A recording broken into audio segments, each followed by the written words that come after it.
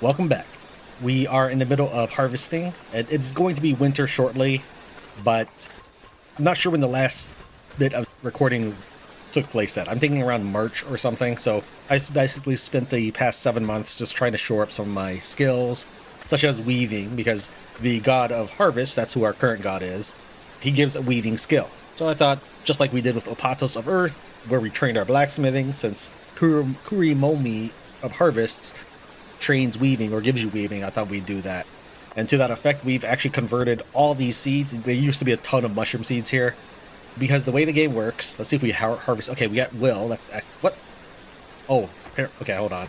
He just threw it on the floor. Sometimes when I alt-tab into the game, and I have to alt-tab to turn on OBS, but sometimes when I alt-tab into the game thinks alt is still held down. All right, and you can hold down alt to drop things automatically, so alt left click. So yes, we have four seeds of Will, and that's it. Okay, when you are making plants and growing them with your farming skill, they can get one attribute only, whether that's magic, strength, or whatever. They get one of those things, and then when you increase that level, it heightens that. So if I grow this dexterity 4, 2 seeds of carrot plus 10, the plus 11, plus 12, and whatever so on version will just be more dexterity. For the carrot, we want willpower. I've kind of plotted out each plant, so there's going to be some redundancy, but I'm just going to go ahead and try to make at least one attribute vein per plant. And for carrots, I wanted will. I'm going to go ahead and just chuck in a token offering to the god here. I will use one of these, because I've already reached oneness with my god, so we can actually pray and get our follower. Yeah, we're at 8 people, so we will probably dump him pretty soon. Let's pray. Aga Shark. That's a cool name. Okay, Aga Shark. Tell me about yourself. Don't use shared equipment. And let's see what you like. You like crossbow and bread. Okay.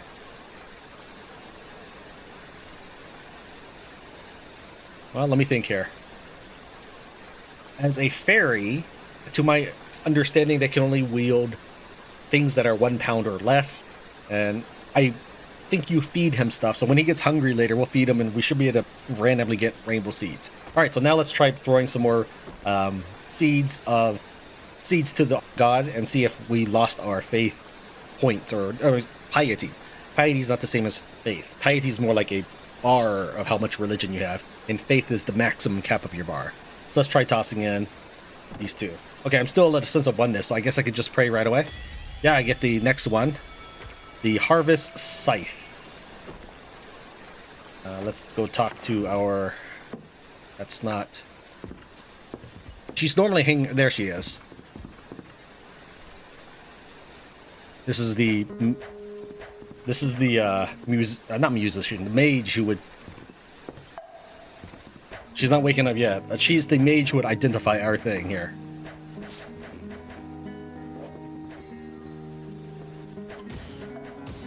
I have training dummies strewn throughout the place just so that people can randomly take shots at it. There you go. Now they're finally up. Probably woke up just based on the time, not because I kept playing.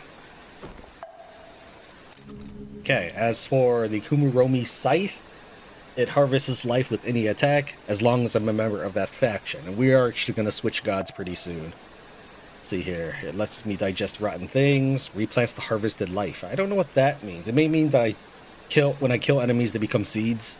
I'm not totally sure. And it's going to be a while before we get to a new god, back to the truce ground anyway, so we might play with the scythe just a little bit. Also, our character is skilled in the scythe, as skilled as weapons go. He's definitely no weapons master, but the scythe is one of his better skill sets for war.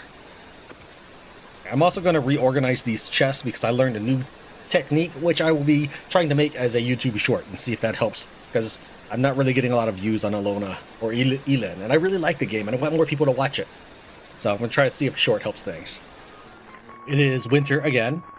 This is approaching our 4th winter. I don't know if the game date starts at different times for people, but I know that we didn't necessarily start in January. Still, we need to get more ether antibodies because we just got your neck is extremely thick. That's not the game trying to diss me. It just now says I cannot wear neck gear. I do get plus 60 PV. That is nice. I was putting up with this, which wasn't great because I don't really need the learning or the will.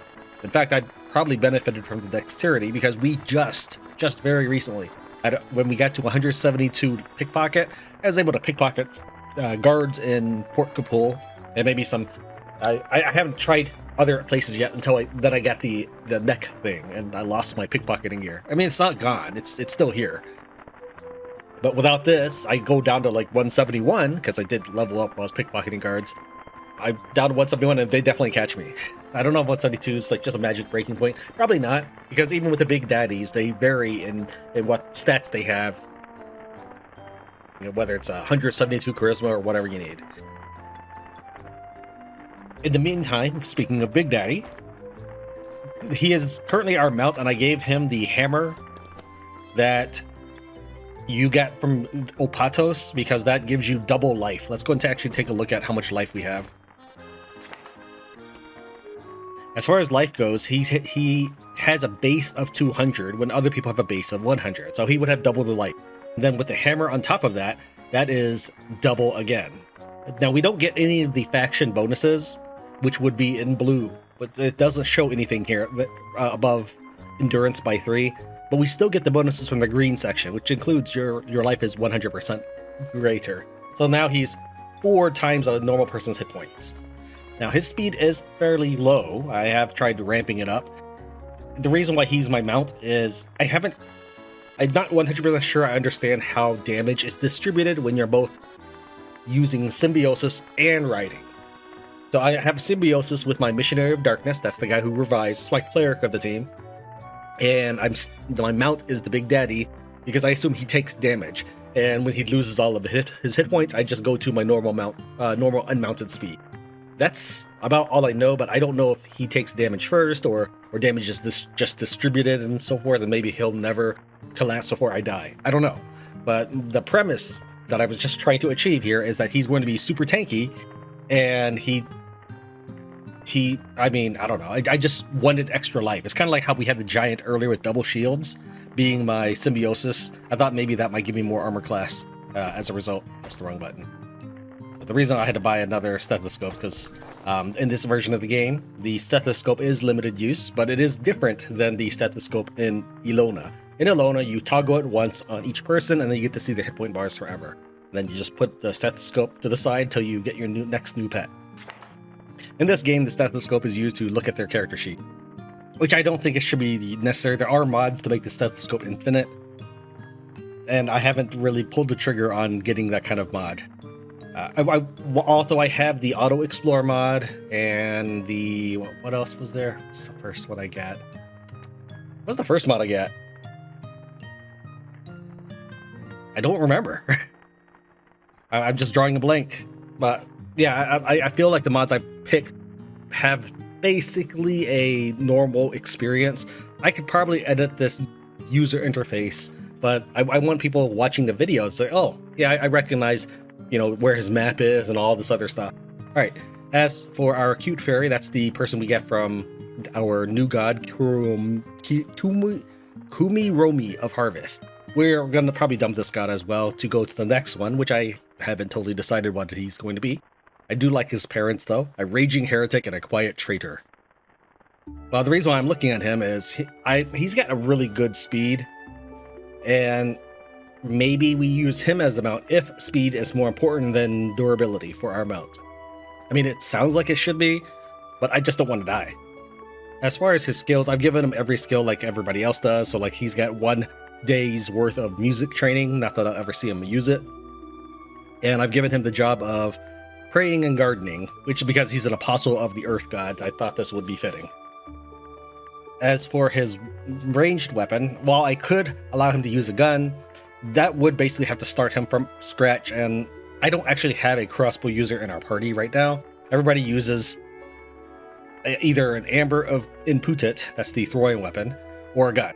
And while throwing does not get heavy weapon multipliers, I tried to evaluate what we are using our soldiers for, and I figure we'll probably replace them eventually before they ever reach insane power thresholds that where leveling up guns would have been better than leveling up Amber and Putit, which is this weapon over here. This, even though it has a star, it's not a unique weapon. So I have 4 of them in storage right now. It's very, very strong, but you'll notice that it's a times 1.0 at the bottom for the multiplier. But if I look at something else, we get 4 times, or 4.10. So it does lack from that, but I imagine that the game will eventually patch to balance it out a little more. So I'm not going to stress out about it.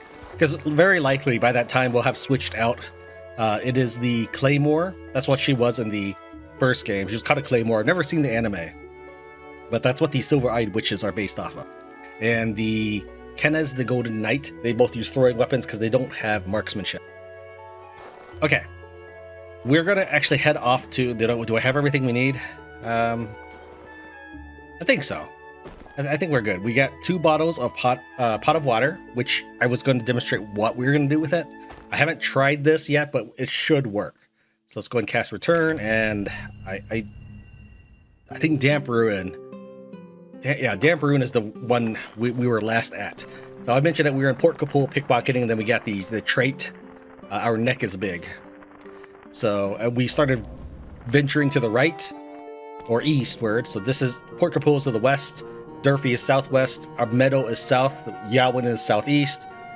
This is about as far as we get before I was able to hit the record button.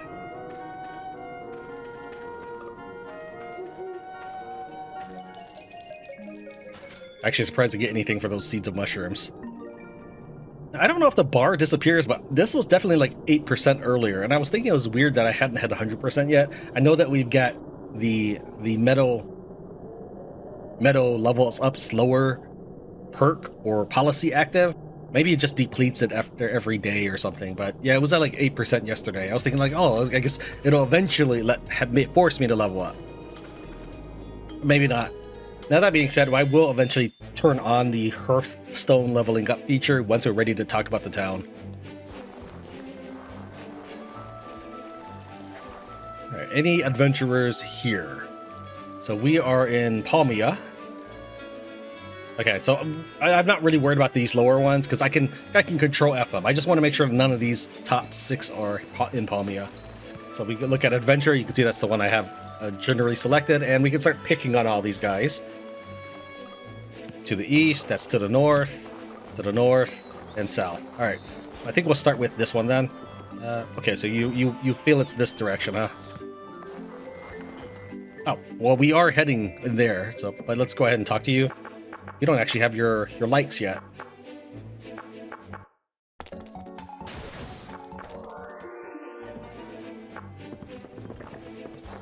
Now, any name that is blue, that your AoE spells typically don't hit, and you are allowed to left click to talk to them. If you do something such as throw an object at them, they'll become white named, and you have to middle mouse button to talk to them. So like this Gaiden the Elder, I had to middle mouse button if I wanted to talk to him. This becomes pertinent when you're throwing love potions at people.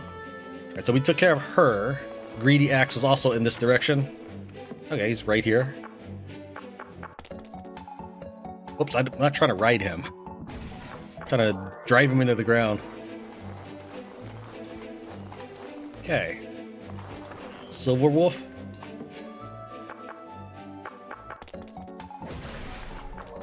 And then Rose of Man.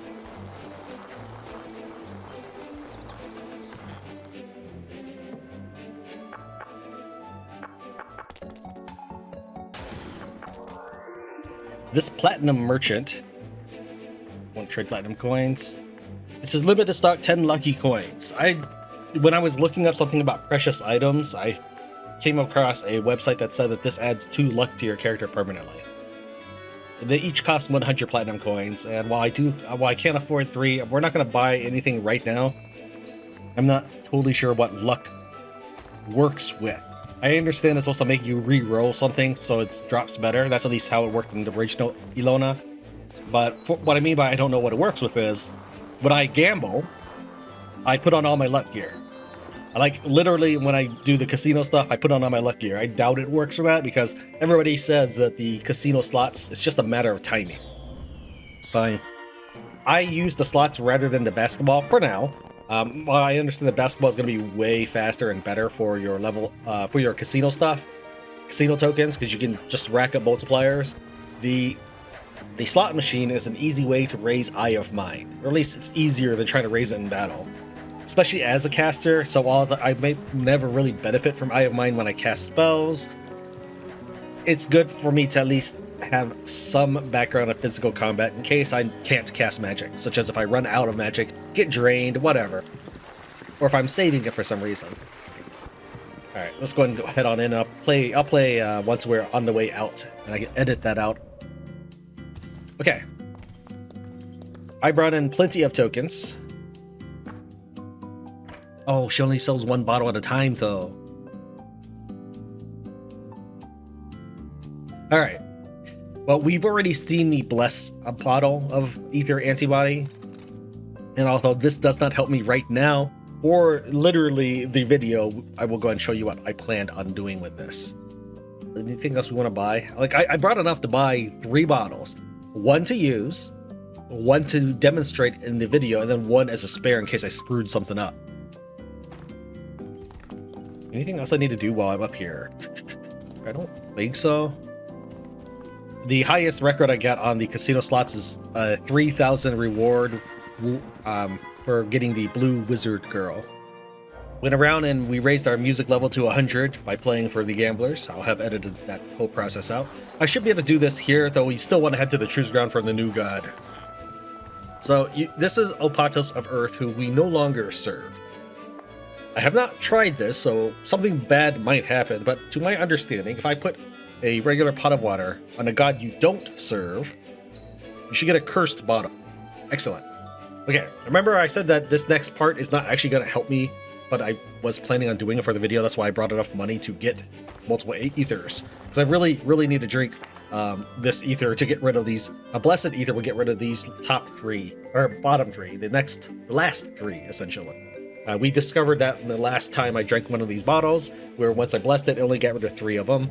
And I think that was our second bottle ever drunk. And our first bottle, we did not have the ability to bless because we didn't follow a god yet. That only got rid of 2. So by that logic, a cursed one will only get rid of 1. Either that or add an ether disease.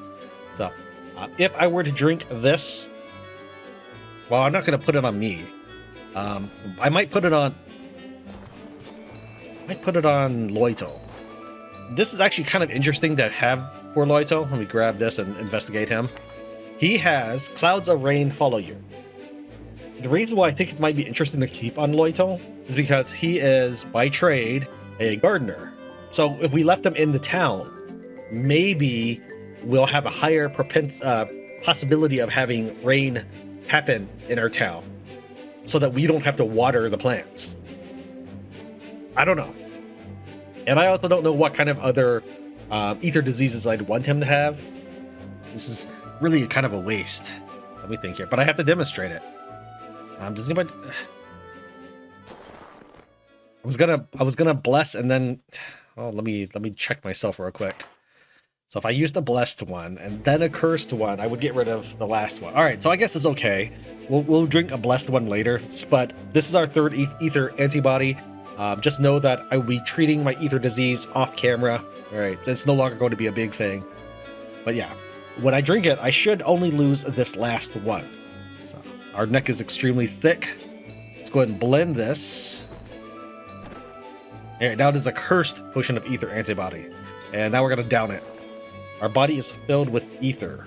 Maybe... Okay. All right. That did not turn out the way I thought it would. If we weren't wearing this Vendale cloak, we probably would have gotten another mutation. So, now we know the answer. Okay. And I get that you can also save and load. But we have the Oath of Whatever, which means that we aren't doing that.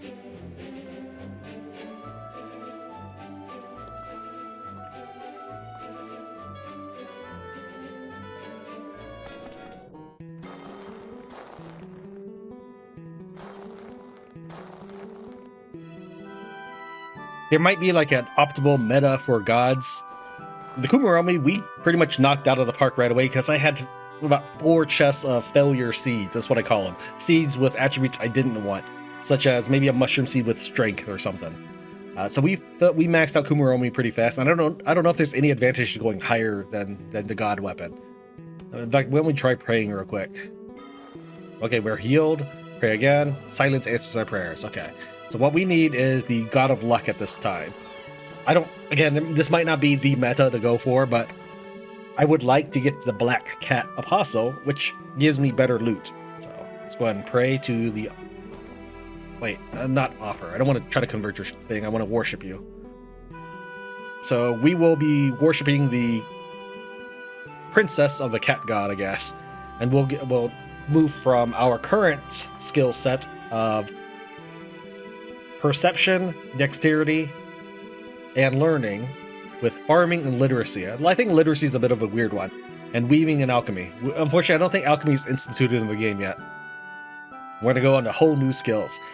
I didn't really get much done with farming as I had wanted. I went for plants rather than trees this time during this last year while we were the god of harvests. Let's see if I can get a little bit more mileage. So I tried growing some radishes and cabbages and whatnot. We still haven't gotten anywhere with that. I'm still a high-level cook, but I don't have that high-level ingredients yet. Mostly meat, things I kill. Let's see, literacy was never an issue.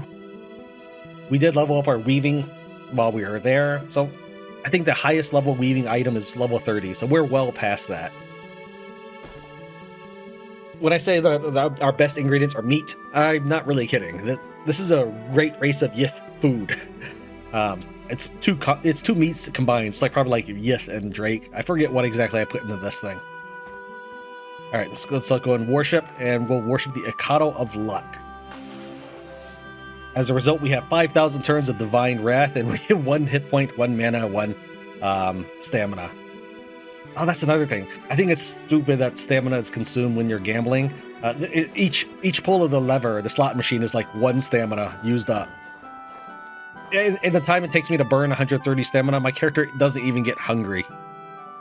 We are ready to start the next phase of our, I guess, construction. It's not a huge phase. It's going to be a small segment here.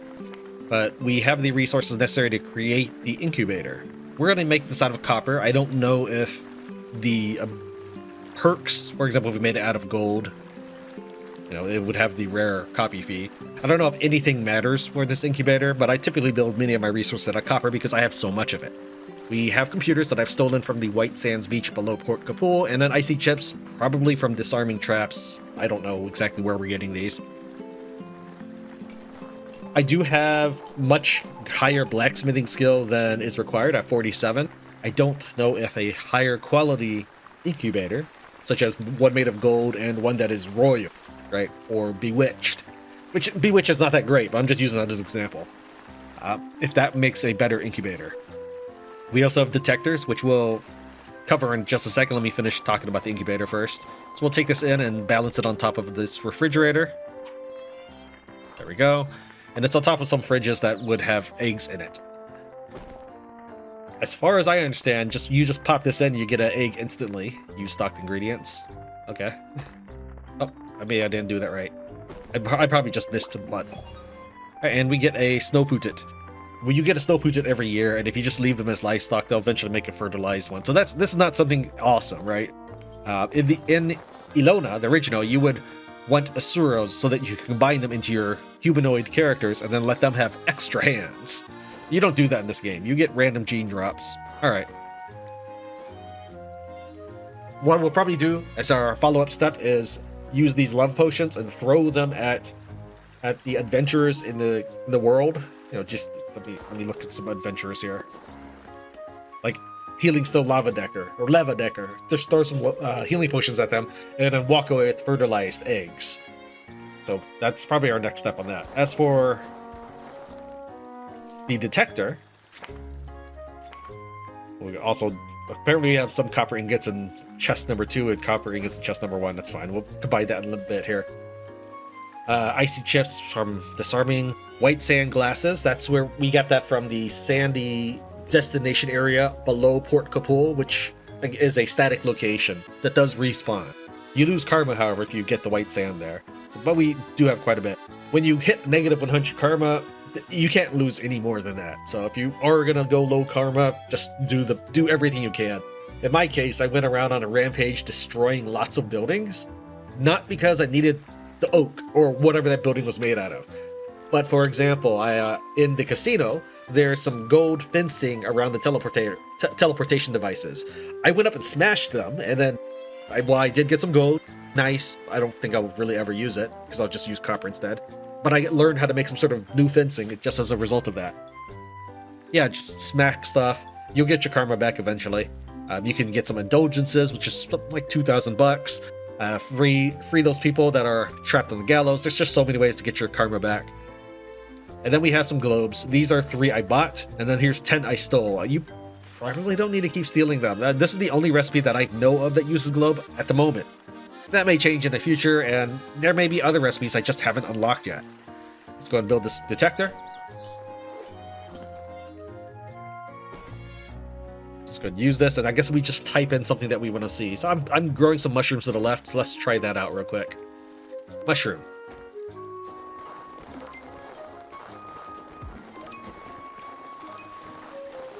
I guess. So would this work for, I mean, I kind of wanted to use it for shrines, but what if I had different? Okay, so that's the sound effect when it doesn't detect anything. All right. Here's our new barracks, by the way. It used to be that I would have every bed and then one personal slot next to it. That might be a bookshelf, a miniature airplane, a farming implement, whatever it is. For example, the captain, he had a map box because he goes out treasure hunting. However, we quickly ran out of room because I have not yet made an episode about building the base. So I compressed all the beds together, and everybody now sleeps in this region, but this is enough beds for all of my team. I have 36 people, and our max is 6. It's supposed to be 6. I've made a spreadsheet, actually, to figure out who gets what bed. I gave each person a value. The person who gets the best bed, that's not Nazareth the trainer, she's just standing on it for some reason. The person who gets the best bed is this bear, actually. She's the bookshop keeper, and the reason why she gets the best one, I don't know if I've showed her literacy skill, by the way, so let's have her join us real quick. The reason why she gets our best skill, or best bed, is because it raises her tax evasion. She starts with a base of 1 if she has no bed, and then once she has the super bed, wait, it's not Nisbear, it should be Nisbear. Okay, hold on, I got that wrong. Who's the one with tax evasion? Rayta's the one who should have the best bed. Oh, that's right. This bear is not on a ether bed. She's on an onyx bed. Ether bed is slightly more expensive, so Rayta gets the best bed. Okay. Anyways, yes. So let's see. This is an onyx bed. This is my ether bed for Rayta. There we go. So this is the best one. This is the second best bed. Anyways, I gave each person a value based off of their jobs, not off of anything else. And then I ordered the beds based off its gold value. I just get, I didn't like write down the exact number. I just wrote down like what's the best bed, what's the second best bed, and so forth. The reason why I said not anything else is Kenes, that's our golden knight, the god apostle of Opatos, right here, Kenes the golden knight. She can carry so much stuff. Incredibly valuable to me. I like it a lot. So she'll probably be a mainstay of our army, maybe, unless there's other god apostles that we want to swap her out for, because I think you can only have 2s from what I heard. 2 in your party. The rest can stay in your base. But anyways, she's really good, but her home skills are something like chores and praying.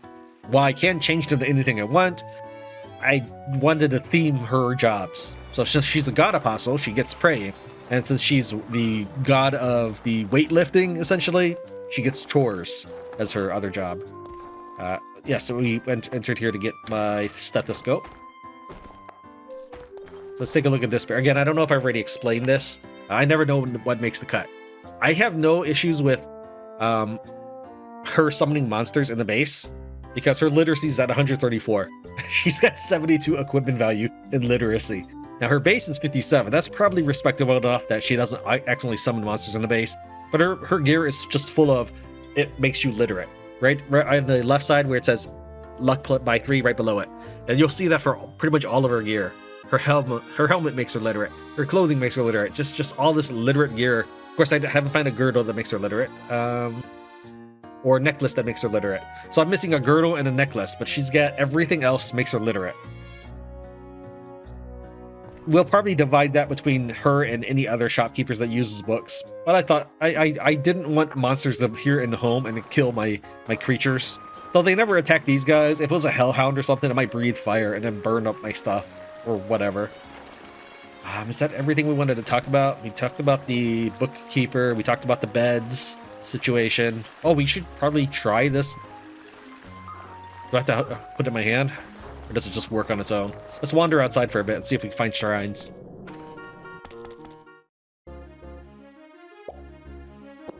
Turn off the music for a second. I don't hear any beeping, so I think I might have to have it in my hand. And it says nothing. So do I really have to have it in my hand the whole time?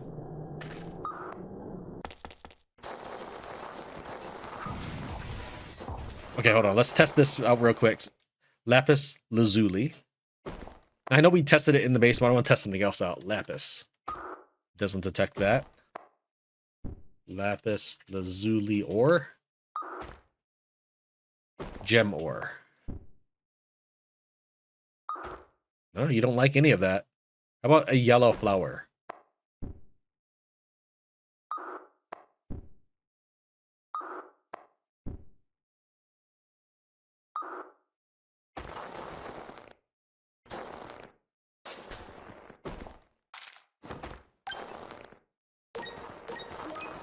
Okay, this is not helping. If it doesn't detect things that are in the world, it didn't detect the yellow flower while it's, part of the world map or terrain. I didn't change anything. I just picked up the flower and dropped it on the floor. All right, so let's step out into the world. Waiting to see if it pings again. It doesn't ping anything here for the yellow flower that we obviously know is present.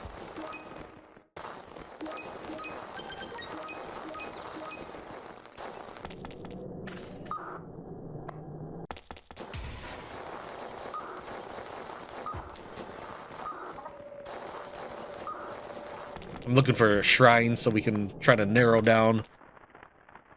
How about treasure chest? Would you accept treasure chest? Yeah. Okay, that's at least something.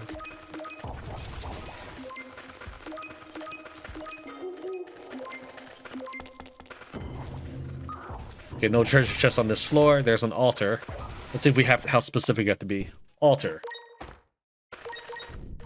Okay.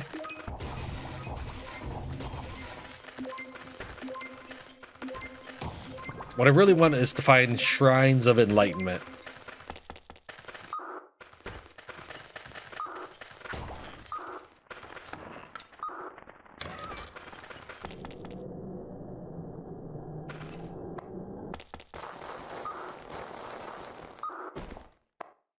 Gallows.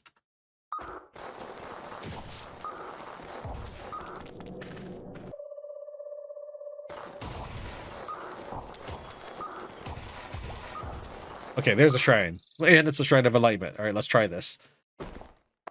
Shrine. Nice.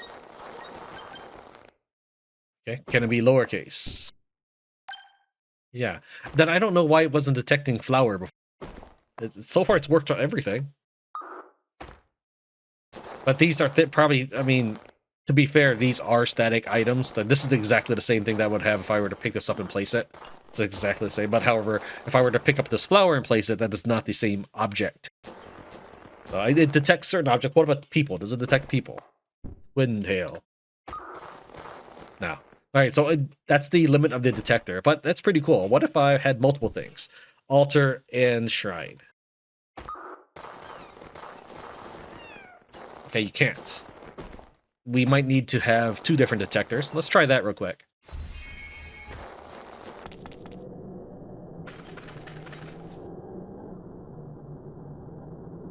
Waiting for it to load.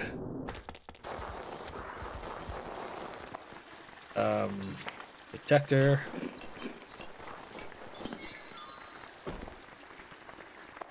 Okay, so we'll try it. Rod. Let's step out of the base, because my base is everything. I wonder if it detects the rod in my inventory. Probably not.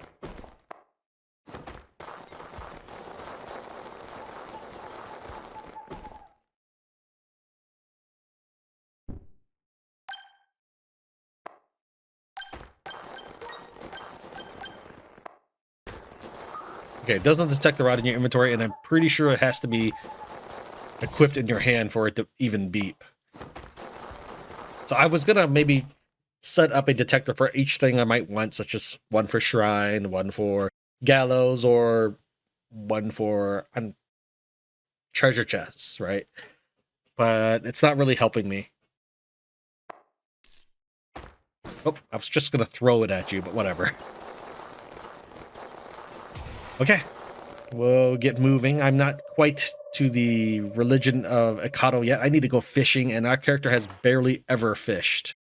Fishing, it's level 13 plus 5. I have not fished. I have disarmed more traps or done more digging than I have fished. I have randomly gotten more anatomy skill than I have fish. So I'm just going to have to buckle down and start fishing. It is winter, and you can fish in Port Capul, I believe, because there's still water there, and Lumieste as well. I can also, from what I've heard, place my tent, which currently is serving as a mushroom farm. Whoops. Just, you gotta remember not to leave it. I think there are mods to help you with remembering not to leave it on a world map or something. It's serving as a mushroom farm. I have tried putting mushrooms all along these walls here, because counts as a whole tile behind it. This is the limit for mushrooms. These 3 tiles, all of this, you can place one on top of the watchfire, and you can place one right here, just straight up above your tent, but not along these sides here, not down this corner here. While you can place the seed, that does not grow. I could put a seed there, but it does not. I probably won't place more mushrooms along this threshold here, or one there, because I may forget it.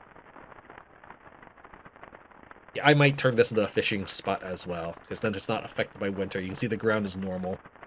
You can see that since nobody ever enters this place, it does get cluttered with my mushroom choppings, I guess, leavings. And the only reason we're growing mushrooms is that's something that grows in winter, but I think I have the resource to make a sun crystal. In fact, let's check that out real quick. Sun crystal light. Okay. Can be placed on walls. So let's, for the time being, let's build a sun table lamp. Though I don't want it on the table. Made of mystic grass. Okay. Tuft of grass, gem, and sun crystal. I have so much tuft of grass, apparently. What machine was it on? As I assume the machine table, yeah. Here we are. Sun table lamp. I don't see why we have to make it out of the mystic grass. We have 217 silver gems, apparently. We'll make it out of silver, and it has to be out of sun crystal. Is there anything else that gives me a property that I'd like? We already have rare level 4 price. Yeah, we'll just make it out of tuft of grass. We'll make 2 of these. I don't know how much we need.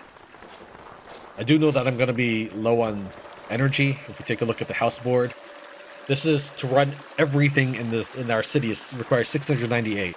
Now there are certain things I have turned off and certain things that only turn on at night. For example, I have my TVs and radios off because I don't want that extra music blaring in my ears. But it still counts that electricity there. Alright, let's go ahead and plop down a sun lamp. We'll just put it down here. Can I walk through it? Yes, I can. Okay, that's not too bad. What's the range of this again?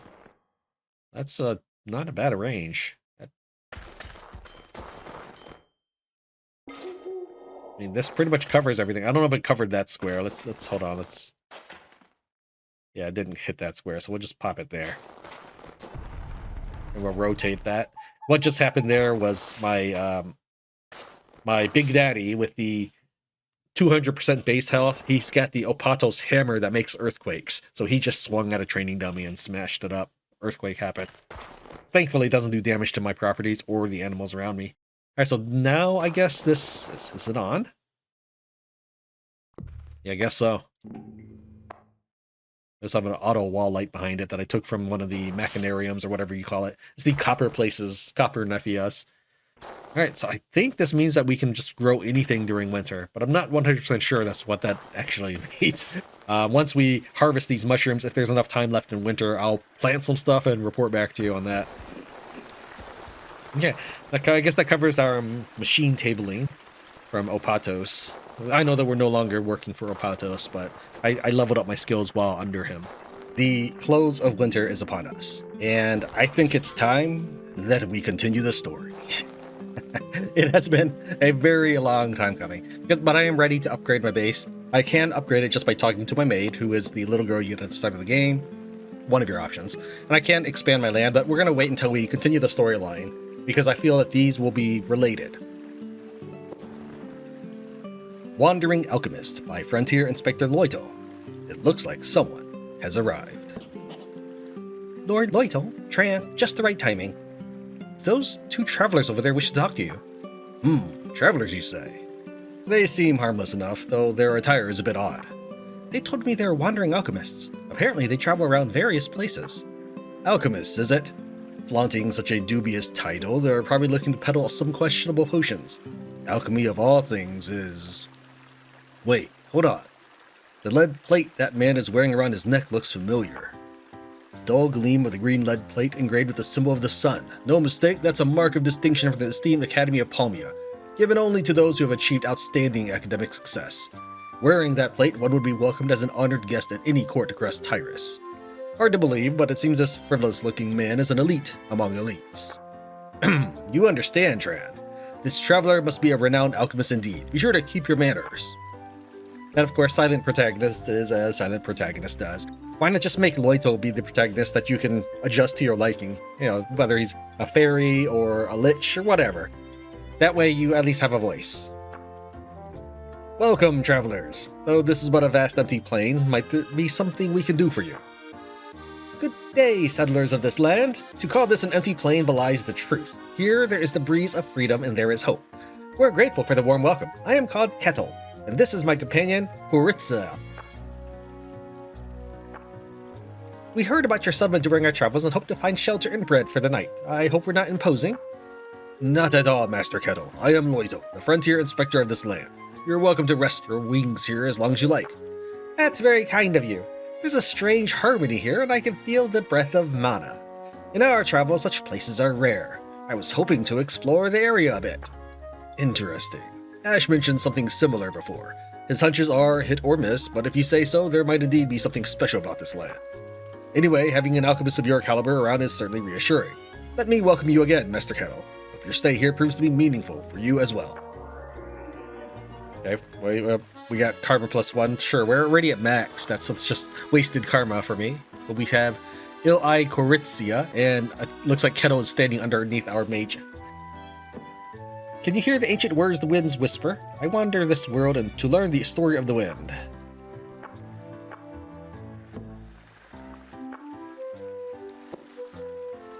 Okay. Maybe we try leaving?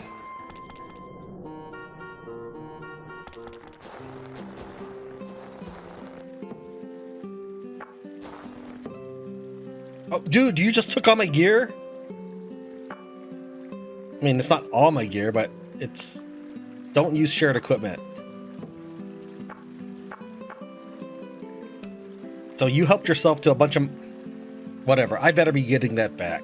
It's serious, I bet... Could try pickpocket... Well, can I pickpocket you? I'm almost at the next level. Can I actually pickpocket you? No, I cannot. So you officially count as a resident, but I can just tell you to stay and don't use shared equipment. Let's check my journal. Okay, I guess that was not really the main campaign I thought it was going to be. But it could just be a matter of timing. They're not a guest, but they are a resident. Here they are. Riding and fluffy stroke. And hunting and walking. And we may... If their job allows for changing, I will change them up so that they can get more skills. Even if I can't necessarily control them, at least they are contributing to the household. So right now they're resting in the makeshift beds, which is this pile of beds here. So that way when my party walks in after me and goes to sleep, they fall asleep on the makeshift beds, though I don't think it makes a difference. The tent is here because we're waiting for the new season to appear, but I'm not sure we'll do anything besides plant mushrooms in it. We do have the sun lamps, so... But my tent is not powered. So I guess we'll probably plant mushrooms in it. Alright, we need another 2 beds. I keep them in here.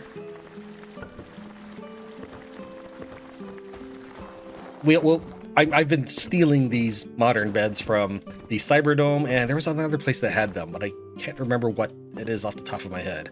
There's another place that has modern beds. It's not the Merchants Guild. It's not Mycelia or Port Capul. It's not Speculating. I'm sorry, but there is another place besides Cyberdome that I steal the beds from. All right, so let's go ahead and just assign for the time being. Kettle. And Coritzia.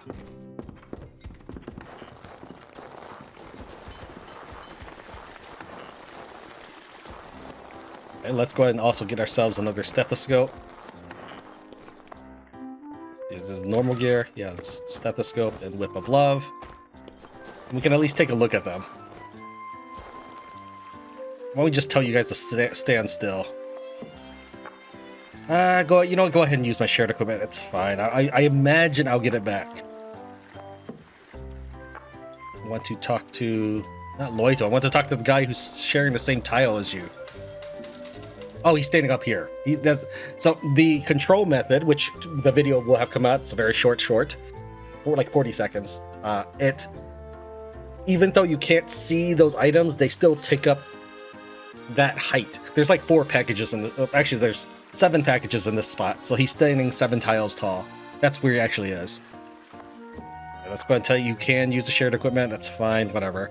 And just wait here, and you also wait here. Let's then check out their... Actually, we could just maybe use the whip right away. That's fine. He is a Norland alchemist with an unknown age. This is, of course, my gear, like the patient. He decides that he wants to wield the fairy hat that gives him X points, and then equip a staff. Thanks, dude. See here, his god of healing. All right. He doesn't have that many skills. He does have marksmanship and tactics, which does put him as a higher quality of character for me. He does not have guns, which is not a surprise. An alchemist in this game would probably feature more magic. The irony here is he doesn't even have alchemy as a craft skill. What game? Come on!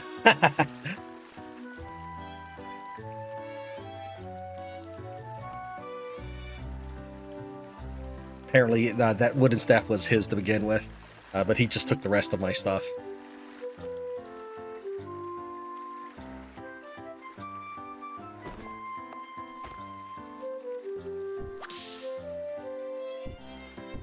Okay, so it looks like his work can be changed, and we'll give you weightlifting to begin with. That's a very good one to give your allies, because they'll get that pretty much no matter what. They don't even have to be carrying in the burdened weight capacity to train weightlifting. See, he's got literacy. Maybe regeneration. Self-harm is another good initial one. He's got magic device. Alright, we'll do self-harm for anatomy. And as for you,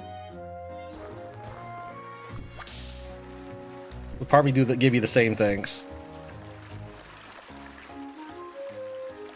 Weightlifting, and we could pick her hobby, so self-harm. Might as well check you out just to get rid of this stethoscope.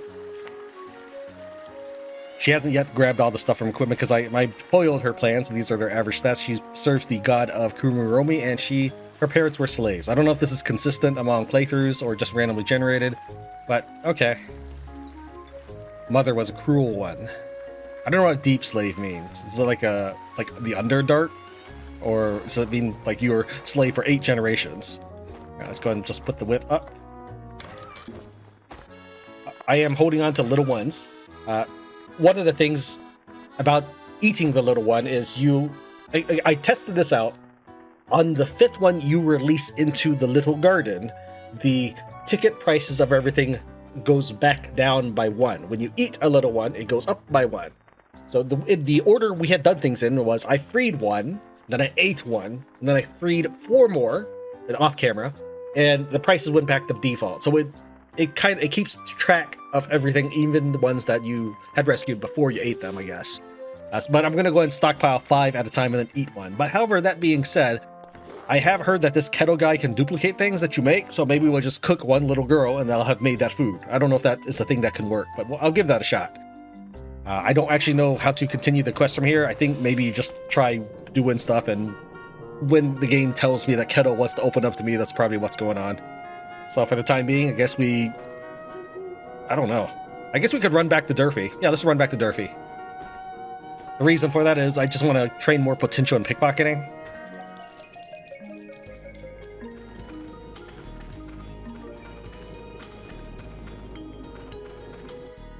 What's up, dude? Goodbye, dude.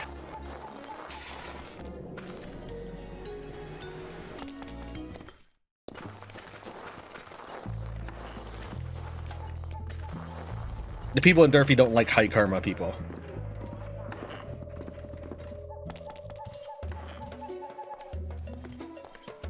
Let's see here. Actually, let's try pickpocketing. I mean, can I get away with pickpocketing? Well, are there adventurers first? We don't... I clicked on Sayberg, but it doesn't like trying to locate him. You are a rank C adventurer. There we go, we got you up to 77. Let's go and challenge him. Then we'll try pickpocketing him. That way, if things go wrong and I kill him, we've gotten the most affinity points with him. I'm just trying to get my level up. There we go. Let's see if there's any quests in Durfee that will just boost us back to 100 karma. We can do these two right here. They're very easy.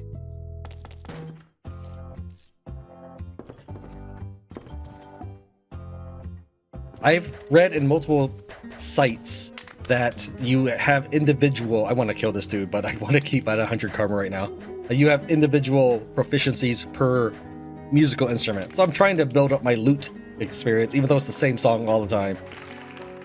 While we were playing before, I was just cycling through whatever instrument was the newest to our arsenal at the time.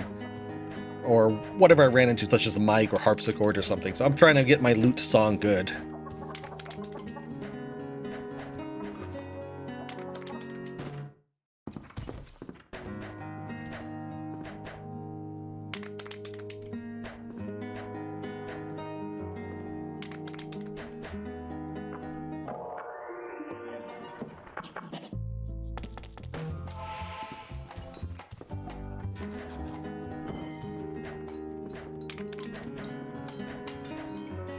Alright, so we'll get 100 karma, and then we'll run downstairs, train our pickpocketing. So I'm at 172 before I equip these boots, and I still haven't... I can't... There we go. It wasn't letting me while I was playing the music. I still haven't cured my ether body stuff yet. While I do have some potions stocked at the base, because she restocks like every week or something, every 5 days. I do have potions stocked at the base. I have... Because the ether ailments affect your base stats, this gives me the possibility that I might have an easier time raising my stats. What I mean by this is, going from 3 charisma to 8 charisma is probably easier than going from 100 charisma to 103 charisma. So with this, lowering my charisma by 14, I tried to take this as an opportunity to raise more of that. My endurance has dropped from 52 to 32, and I'm trying to raise that. Well, I don't know what endurance was when that ailment first happened.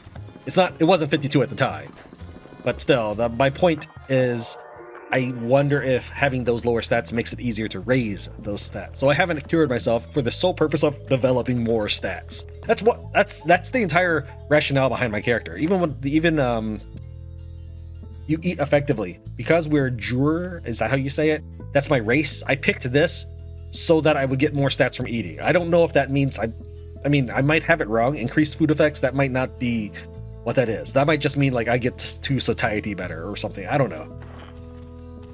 Okay, so we needed to go downstairs, but real quick, we'll just take a peek at the slave trader. Nobody really jumps out at me, something we want to go ahead and pick up. I often like checking vending machines for magazines.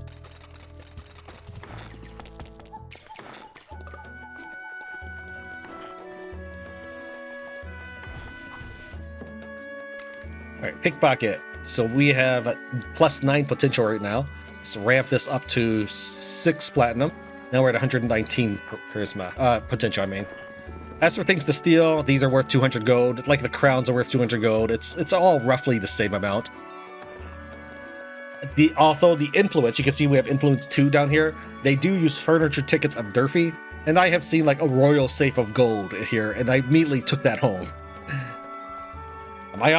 You can also steal if you're strong enough, like me, to take these statues of mages. Well, my character is less strong and more pickpockety with 180 right now. But that being, well, let's see if you can promote me yet. But that being said, I do have 60 strength, which is probably a decent amount. All right, so now what? So we got our pickpocket skill. I mean, I was gonna make this a campaign quest, and I'm not sure how much of this will make it to the edit. Let's see. I didn't bring the bait, so there's no point in going over to Port Capul to fish. But that being said, it should be, the winter is over, so I could fish back at the base. Okay, I ran around trying to find that other adventurer to see if we can find more dungeon information, but I mean, I didn't really feel like searching that much for him. I don't know where he could be, that you can't normally walk. That's the only thing I can think of when you are able to click on someone, but you can't navigate to him, is that the game thinks you can't walk there. But on this map, I'm not sure what that would be. The only place I could think of is this bank behind the iron safes. But I already cast telepathy outside it, and I didn't detect them. Since we're gonna try running some dungeons, we can pickpocket maybe 5 things per dungeon that we accomplish. So we could try pickpocketing here real quick. She might catch us though. Yeah, she caught us. We could kill her too.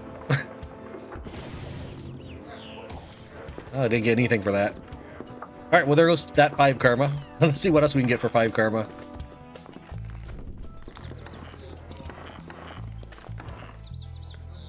He doesn't have anything to steal, huh? Man, we must have pickpocketed. I pretty much have pickpocketed the heroes completely dry.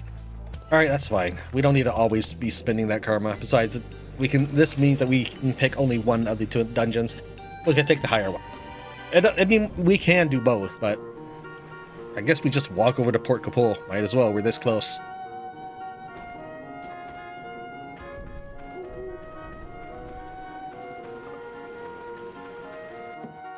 Try me. This could be really, really bad, but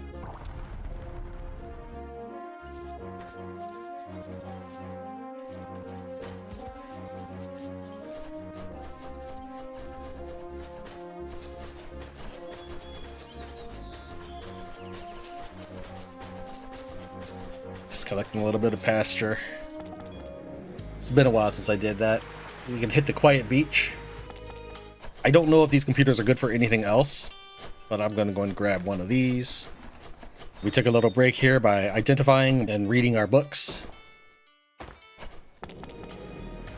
Head over to Port Capul.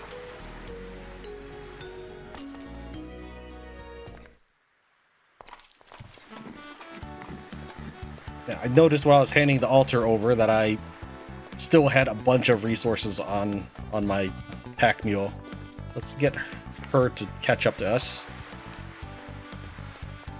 She might be eating something. Where are you? Or did I loot? Kenneth, where? Okay, yeah, you must have been eating something. Come on, dude. Do that. So other things we can do in Port Capul, there are 2 fishmongers here. Since we are currently worshipping the god of the fish, and I hate fishing, we could always, whoops, don't mean to buy that. We could always just buy the fish and then give that to the goddess. Let me actually, whoops. Do I want to take it now, or do we want to do this at home? And we can actually take this altar of luck with us, since we did happen to find one. There's another fishmonger over in this direction. Buy these up. Alright, and we just need to walk somewhere where we can drop an altar. So why don't we hit this traditional ruin?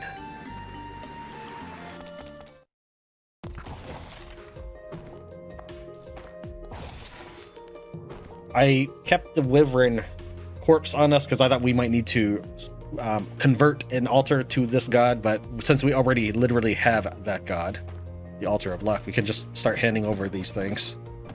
It's not going to get us very far. You need to fish something like 300 things. Do we want to hold on to the wyvern? Why don't we hold on to the wyvern just for this dungeon and see if we can find... We bought these marbled hedgehog and stuff from the butcher in town. Alright, you go back to holding this. And we'll see if we can find an altar in this dungeon. Replenishment's always appreciated because it restores your stamina, and I burn through stamina a lot just playing music. So that does mean that we don't get to allocate those stamina points to bettering our town, necessarily. Sure, I'll chop down palulu trees for some indistinct future where I might need to use that wood. Instead, of course, my higher class palulu tree. I do have the higher class ones we're personally growing, but that's for bigger projects rather than just everyday ones, I suppose. I don't know. Right, this is an altar of wind, so now we can try offering and converting this with a 6.5 wyvern, and we succeeded. Have a chaos mushroom and a scorpion while you're at it. Cool thing is that since this is the altar of luck and those are pretty light, we can actually utilize this to bring home a lot of altars. This is a very short dungeon.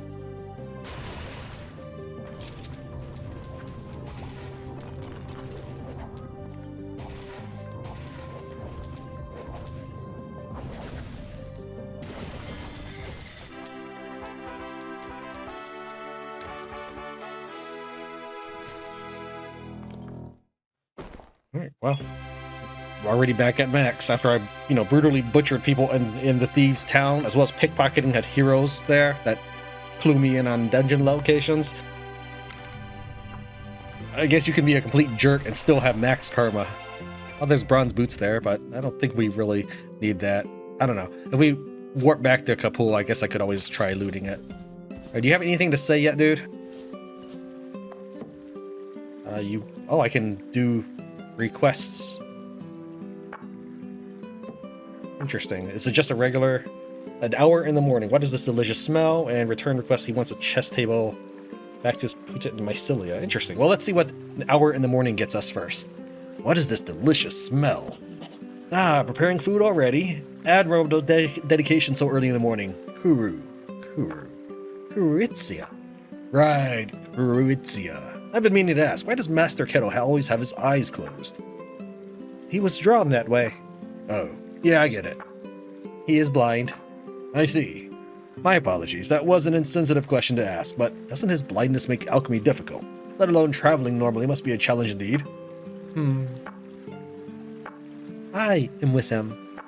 Right, of course. With a reliable companion like you by his side, he must feel much more at ease, as though you're tied together with invisible threads of trust. It's particular cold today, isn't it? By the way, what is this delicious-looking dish? I've been curious since I smelled it. This is an appy nut stew. Please, have some if you'd like. Oh, appy nut is my favorite. And a freshly made piping hot stew, no less. Let me have a taste. Ah! Oh! This is a truly unique stew. I mean, it's an innovative approach that took me by surprise. The flavor of the appy fruit is like I've never experienced before. It's... Die! What? Oh, Kuritzia, where are you going? Wait, Kuritzia! Ah, what a temperamental lass. This is going to be challenging.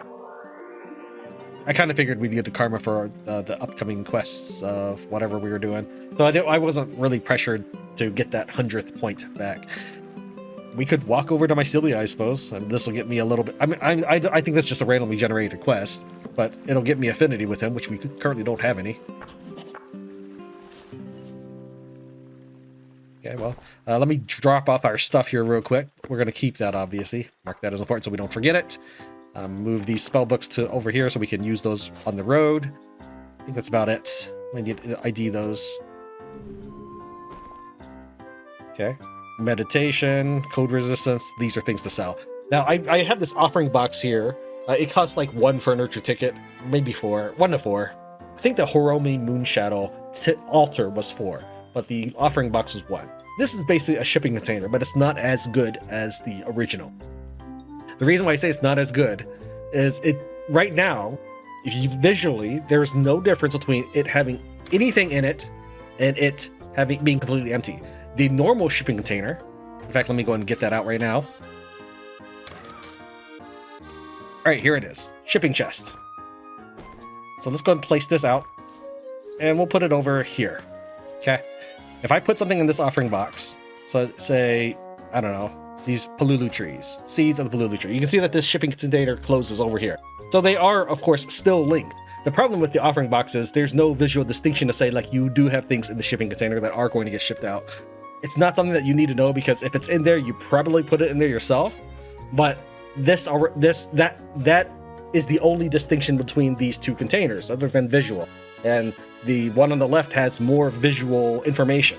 So yeah, I only had this one out just to demonstrate and talk about.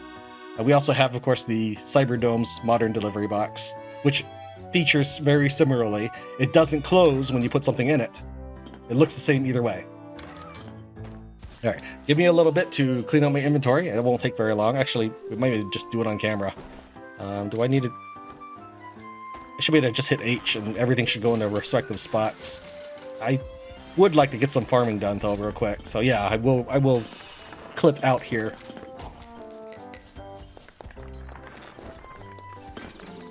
All right, we're rested, took care of all my inventory and base management stuff.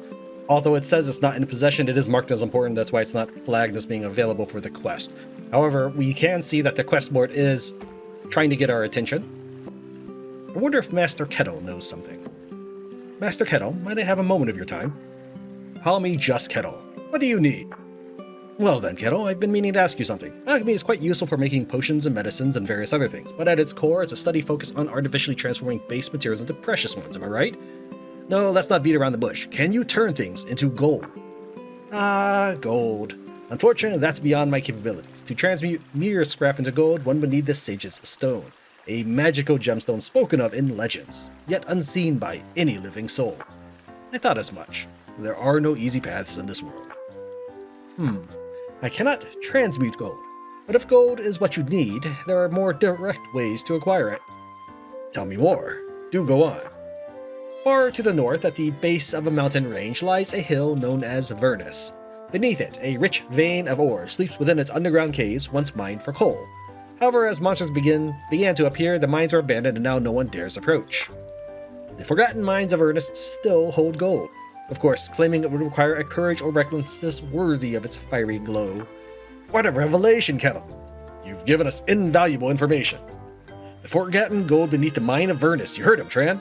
It seems tending to these fields of weeds and stones is no longer our priority. We must head to Vernus and uncover its golden veins. Though I'd like to leave at once, you must have preparations of your own. Speak to me when you're ready to embark on the adventure to Vernus. You heard about the gold sleeping beneath Vernus from Kettle. Speak to Loytel when you're ready to develop Vernus. We're not quite ready, but okay, yeah. I wasn't sure if it was going to be an option. I really should have took it seriously. I was just going to see if there was a dialogue option had changed, but okay. Kettle says Vernus is located straight north from here. It's a bit of a journey, so it's wise to prepare enough food for the round trip. Since we might be staying there for a while, make sure to wrap up any business you have at this base. I'll go ahead to Vernus to scout the area. Reach out to me once you get there. Okay, and we are down a party member. That's fine, okay. Kettle, you have nothing to say about sending a dude on a wild goose chase? No. Alright, we're gonna head to Mycelia first, just to work on this quest. One of the reasons why I keep the pickpocket thing up is to know which gear I have equipped at any one time.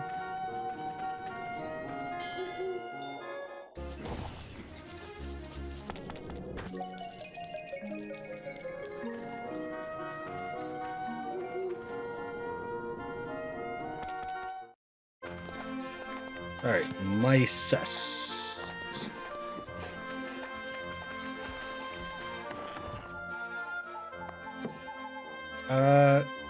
Oh, hold on, I gotta unmark it.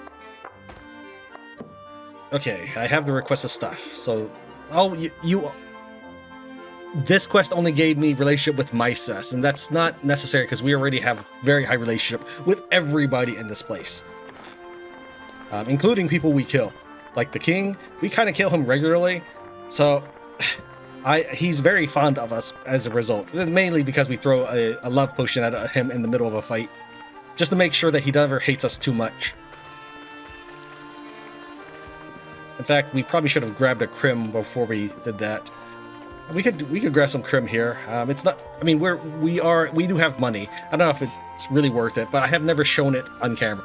So all these berries, although it's illegal, unless you tear down the bush, I don't think anybody really cares. So we're at 100 karma right now. This is okay. We're gonna go ahead and snap them up, and you will lose karma for almost every berry you collect. I say almost because occasionally you can see here that we didn't lose karma for a couple of them.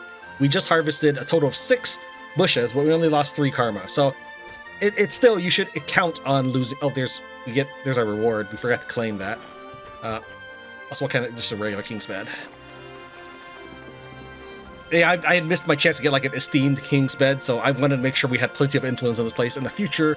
And the event, we can claim that better king's bed. Anyways, yeah, this place has lots of crim, and although we are over $1 million right now, we don't have, what was it, like 20 billion or something that the game needs? I don't know if it's 20 billion. So, I mean, collecting more money wouldn't hurt.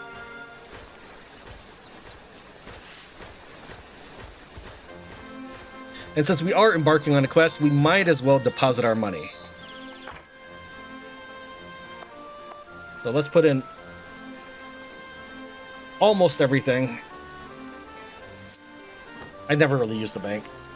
I probably should. I just don't want to miss out on opportunities because my money is in the bank.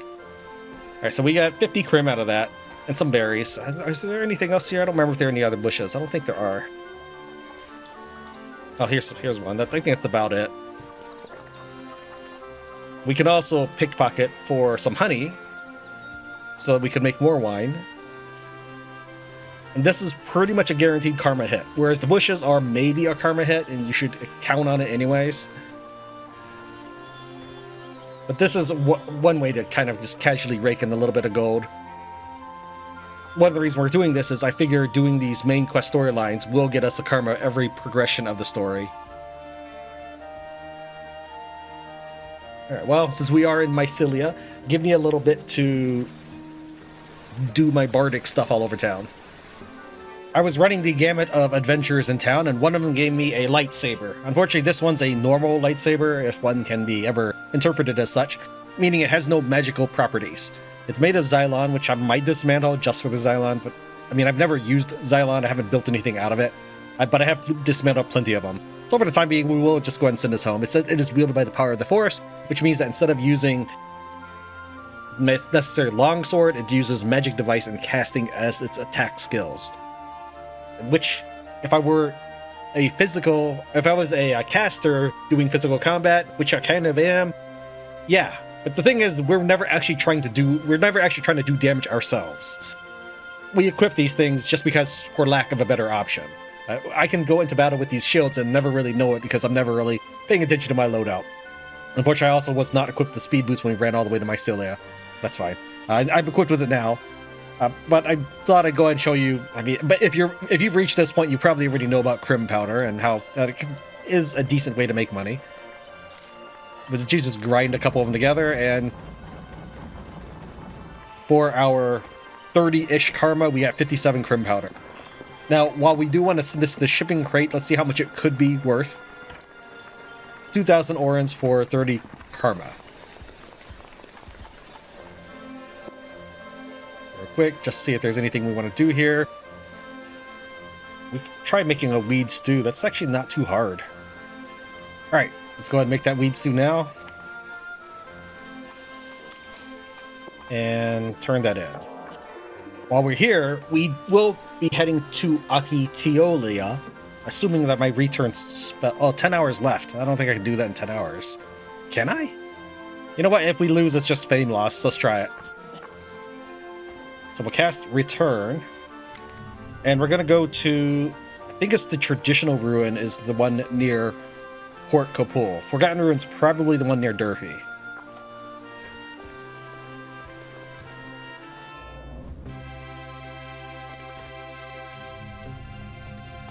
Go to evac. Yeah. And make sure I'm wearing my speed boots. No, I wasn't wearing my speed boots.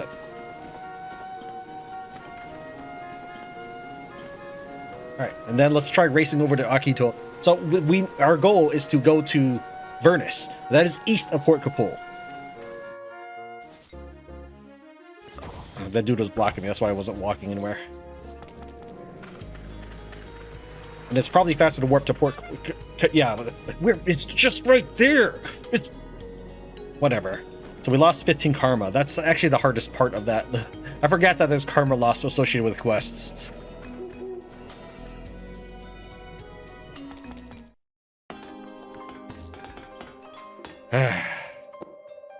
Wait, an esteemed electronic. Oh, it's too heavy for me to take. Unless I furniture ticket it. Alright, well, let me do a couple quests here and get that karma just a bit back up on our way to Vernus. We have raised my karma back up to 98, which is plenty. Let's proceed on with the quest. Speed boots are engaged. Let's head over to Vernus.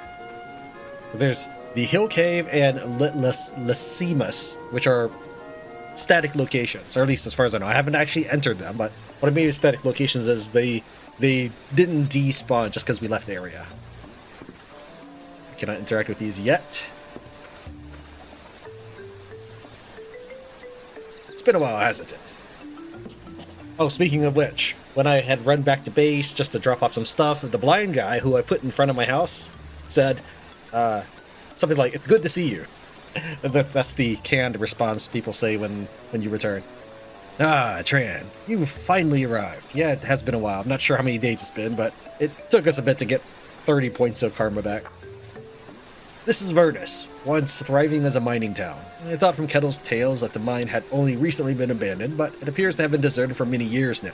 I walked around a bit, and all I found is debris and cobwebs. You just made a bit unmotivated face, didn't you? Tran, looking at this abandoned mine and desolate land, do you feel nothing? This place was once bustling with life and hope, inscribed in every stone. Sadly, that light has faded over time, and now not even a shadow remains. But I can hear it. The voice of these decayed rocks and withered soil, whispering of past glories. Tran, Vernus is not over yet. Tran, I can still make it. Tran, don't abandon us. You hear it too, right? Vernus isn't just an abandoned mine that has seen its end. It is a place of infinite possibilities, a new beginning. I'd like to see the day when this place is bustling with the laughter of people once again. Pretty sure that in the future this place gets nuked. Okay, so what do you want? Talk to Loytel when you're ready to start developing Vernus. This land is too run down to attract new settlers. Even the mine is blocked by huge rocks. Before we can really start developing, we need to clear the land first. You might be able to mine the huge rocks with a sturdy pickaxe, but it'll still be too exhausting. Let me teach you how to make a bomb. It's a recipe for a homemade bomb called flan, used to clear all the obstructive rocks. Fortunately, Vernus was a mining town. The materials needed to make bombs should be easy to find around here. Note that the destructive power of the bomb depends on the hardness of the stone used to craft. A flan made from granite should be powerful enough for now. Once you've destroyed the huge rocks, come and talk to me.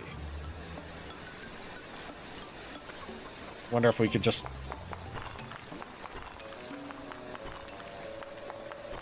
Alright, well he did give me a recipe for flan.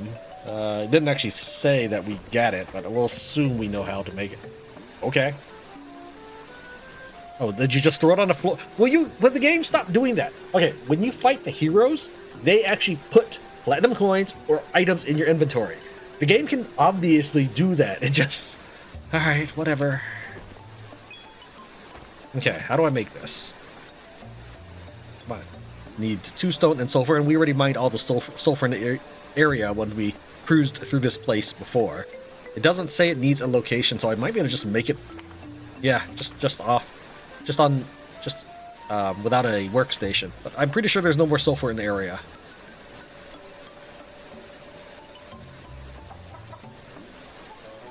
Alright, hold on.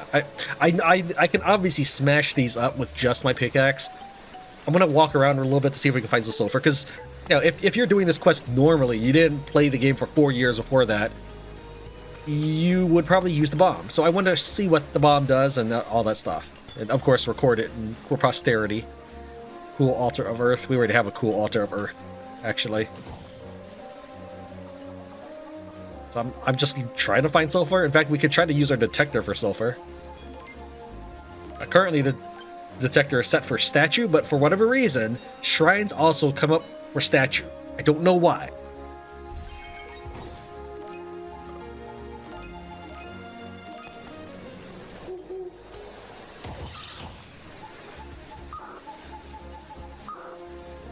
What I'm really looking for is sulfur.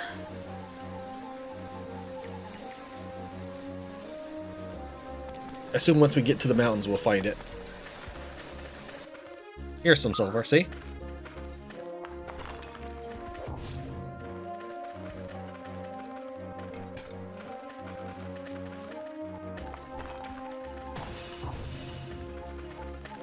Alright, is that enough sulfur to make stuff?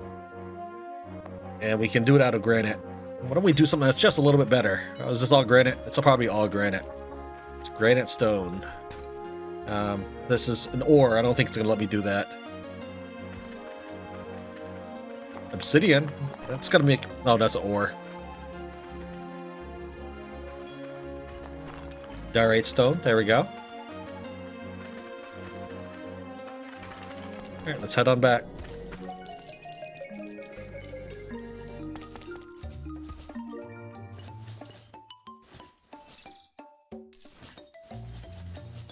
Let's see here. 256 plus 4, 253. Now, when you're selecting the one, you can actually see the randomization happen after you, like, you can select the same thing over and over, and they'll change the dice that are rolled for it. But looks like it's consistent here. Alright, so we'll just go ahead and make 4 regular. Well, we'll just make 1. It's fine. Okay. Let's throw this baby. I don't... Okay, that's actually pretty cool. And there's a cassette tape underneath that one. Not planned at all. Glad it didn't destroy the cassette tape.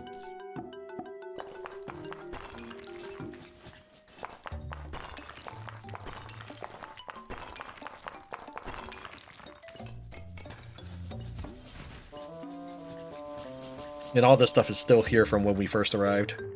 Oh, we still got huge rocks remaining. That's not a huge rock. This is a huge rock, and it's a mountain of dirt. Oh, shh.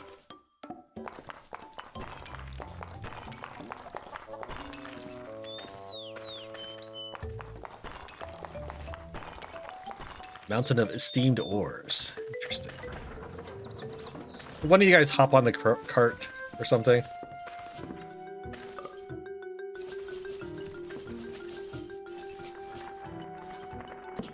Oh, you finished already. All we need now is to claim the rights to the land, then we can start developing. I'll give you a deed, so read it aloud. But before that, let me share some important things about acquiring new land. You can own as many lands as you like, but when you use the scroll of return, you'll only return to your current home. You can change your current home by using the Hearthstone, so be sure to check that out when you acquire new land. If you want to move residents from your old base, invite them as companions, then take them to the new base and talk to them there. However, it's probably easier to move companions into the Hearthstone at the residence board and summon them locally. For now, that's about it. There's no downside to owning multiple lands, and as your bases develop, you'll gain access to special products and convenient features like inter-base transfers. So, keep developing new lands. Well, I'm hoping that this didn't raise the cost. I've heard that the cost of land deeds increases every time you get one. I don't know if this free one would have raised it. We'll say that they're roughly 30,000 Orions right now, or when we get a land deed. So I'll let you know if it costs more. Really claim this land, sure. Loytel will give you a land deed. Talk to Loytel once you something.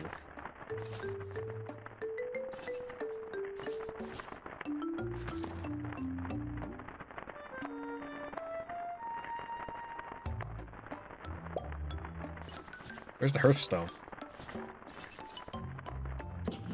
Good, now we can develop Vernus without any reservations. It's still just a mountain of debris, but once we get the buildings up, miners will start to flock here. With the royal capital Palmia to the east and the port town of Kapul to the west, it's a promising location indeed.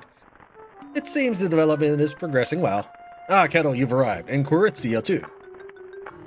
We'll need all the help we can get in this new land, so I called them both. Now, have you entered the mine yet? I had to turn back as monsters were wandering around, but it seems there are still many ores buried there. It's a good idea to explore the mine when you have time to spare. While I'm curious about the gold lying dormant in the mine, for now, frontier business is our highest priority. We'll be able to venture deeper into the mine as more miners arrive.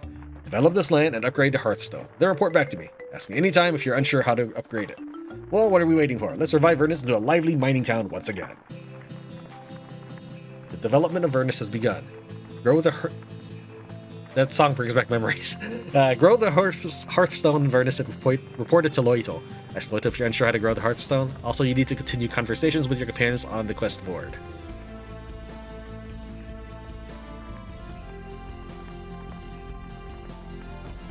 Could have traded before. Well, I just wanted to make sure that he had all my stuff still.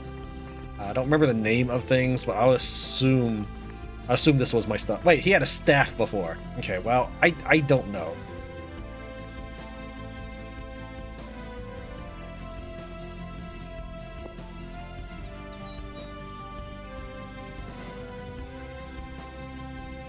Rice bowl that uses different influence than the one in metal, so they are not tied together. 5 units. Oh, that's a very short song. 5 units of string. I mean, I have plenty of that at the old base. All right, we'll go with the this one.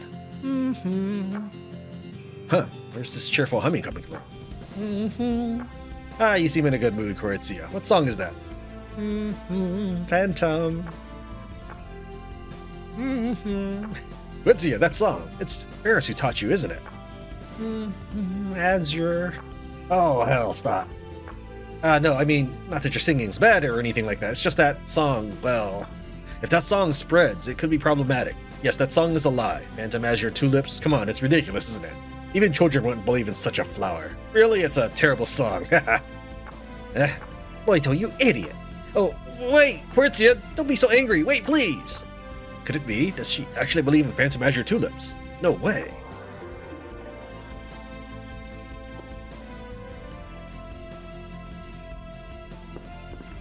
Wait, why is... Oh, Ferris left my party for that? When did that happen? Like she was deliberately part of my party when we left the base to come here. I was gonna say, like, oh, she can issue quests while she's in my party, but no, that's not the case.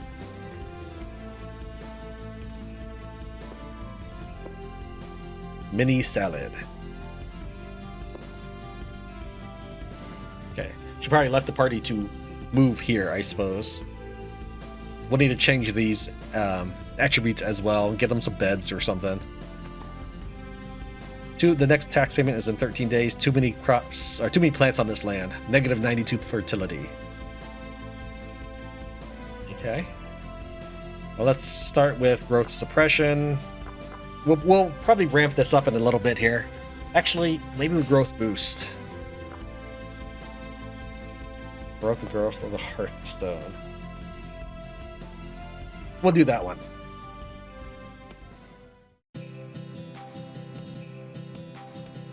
Alright, Metal is rank 59, and Vernus is rank 126. We're gonna have to bring some stuff over, but I can finally pick these berries. Pretty sure berries never respawn in your base, but I'm not entirely sure. So we'll do it. So we'll harvest them, and we'll leave them alone for the indefinite future, I suppose.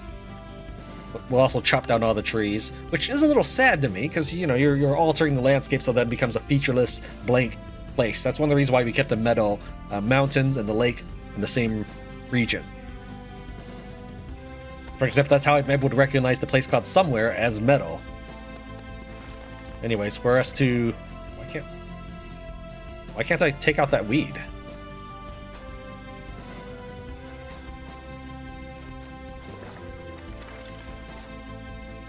I'm gonna assume that these don't ever grow up, but who knows. We will just take out the regular berries and see if they ever come back.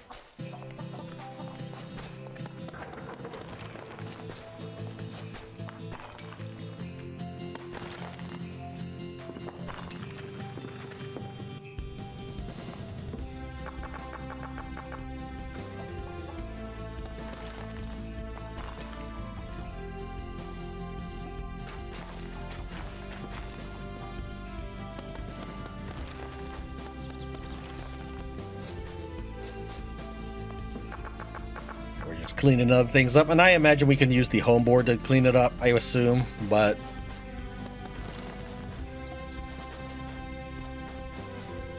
it's detached. We're going to take a personal hand on this.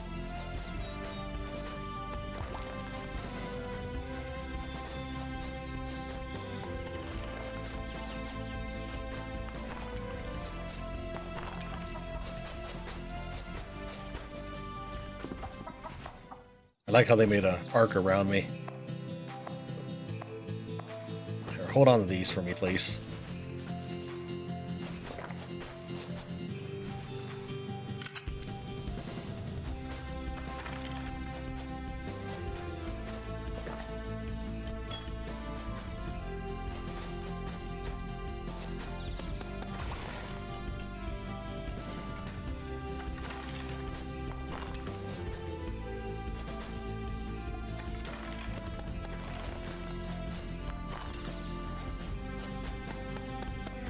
That was a barrier, I would assume.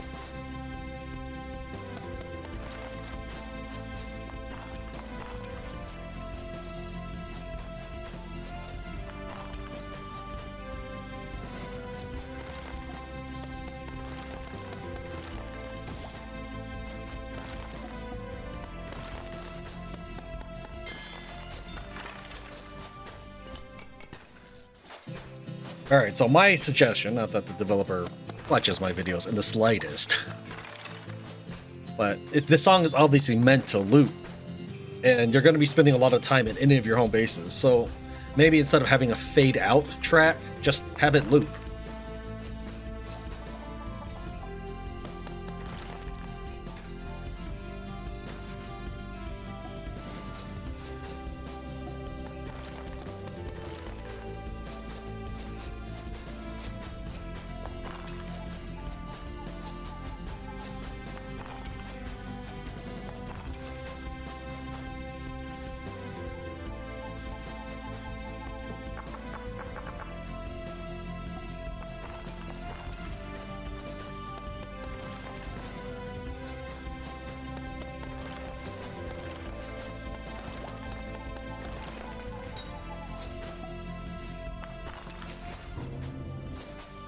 Alright, we're about to run out of stamina, but you can go in the red a little bit. Plus, I have healers, so should be able to finish things up without having to sleep.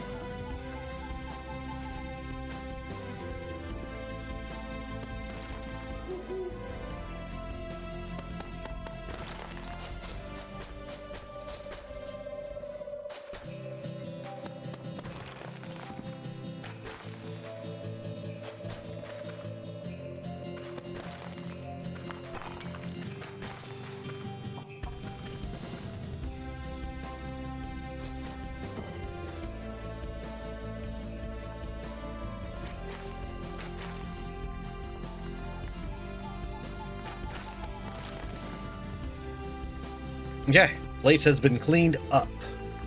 Can I talk? No. I have some. Can you hear the ancient words the wind whispers? I wander this world to learn the story of the wind. I have some questions. How can I help you? About magic stones. Some legends about magic stones lie in the ancient manuscripts of the Palmian Royal Library. It is said that Palmia once possessed 3 powerful magic stones: the King's Stone, the Sage's Stone, and the Fool's Stone. These stones brought prosperity to the kingdom, but were sent away to seal a secret forever during the reign of King Zashin. They were entrusted to the most powerful and evil beings. One to the ancient royal family, one to the steel dragon, and one to the corrupted necromancer. What became of the stones and the secret that King Zashin tried to protect remains a mystery since then. Many scholars and alchemists have tried to uncover the truth. The answers are as elusive as sand carried away by the wind. Perhaps one day, an adventurer like you might be the one to solve this mystery. Well, the king obviously didn't want anybody to solve it if he gave it to evil, powerful beings. But the only reason they're evil, powerful beings is so that the player doesn't feel bad killing them. Epic story of my foot.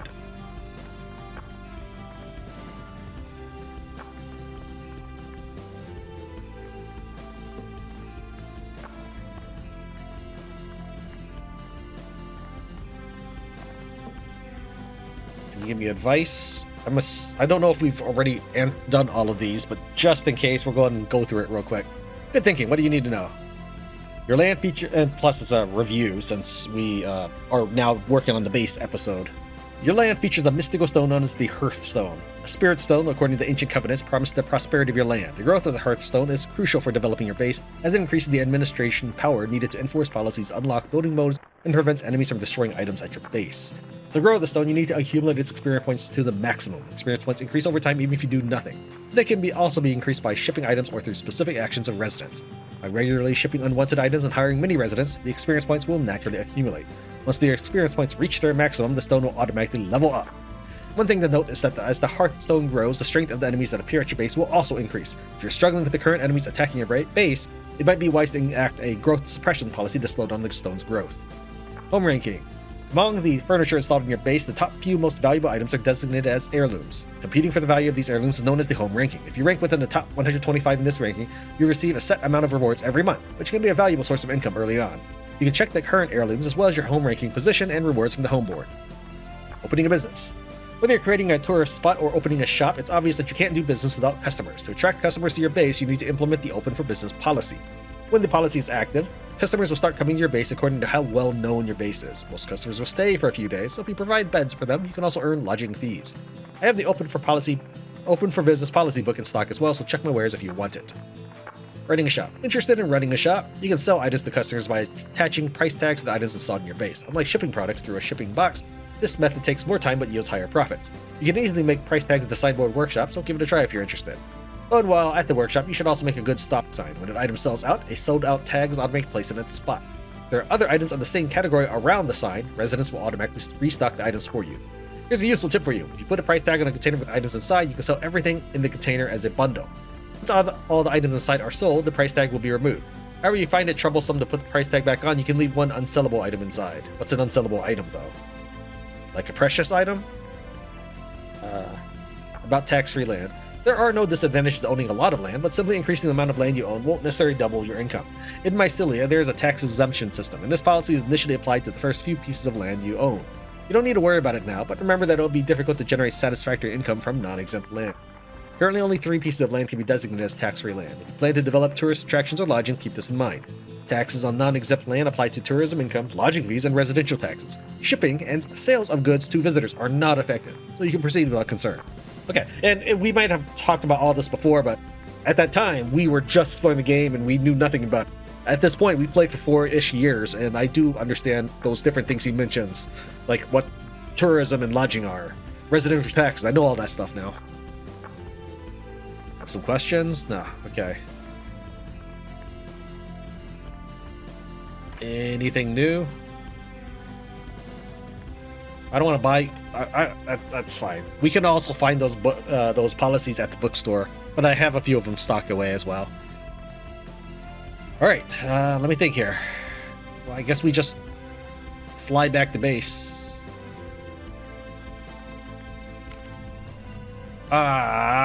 Meadow is my home. I don't want this to be my home. All right, well, we just warp to the puppy cave for now. It's fine. Puppy cave is literally 2 steps away. So I guess it's not that bad. Do I want to evac or do I just walk out? I'll just walk out. Thanks. Just stuff a stalagmite in my way, huh? Come on, walk.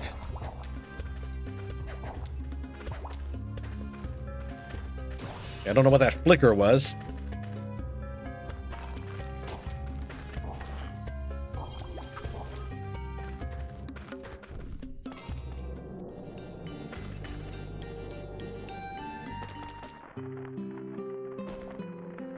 Let's see here. Anything that needs my attention? For some reason, oh wait, it's probably because it says charges. I'll have to check that real quick. All right, the rest should be able to get auto dumped.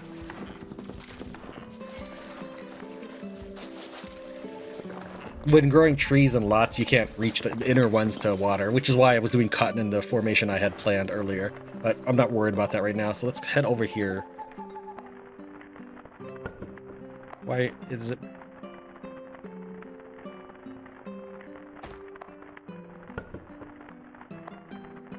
Yeah, it says 0 charges. The game actually says 0 charge. I think that's why it's not working. Okay, so let's copy that over. And put that on this new one. Now let's try seeing if the wands will go in. Yeah, there we go. 0 charge. Sure. Alright, what else do we need to take care of? Well, character is very tired. I'm not too worried about that right now. We could eat this whole roasted horse. Let's do that. So I was thinking about resting. And when we rest, we'll probably be a little peckish, as the game calls it. Alright, so what do I need to do? I could start transporting some people over, but we need a shipping chest. I didn't see one, but maybe there was one there. So which one's gonna be my main base? I'd assume this is gonna be my main base. It means I have to walk every time, though.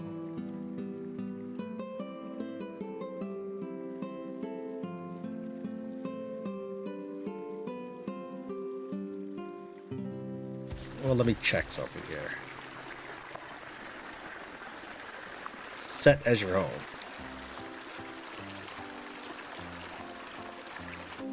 Okay, binding, I think that's if I die.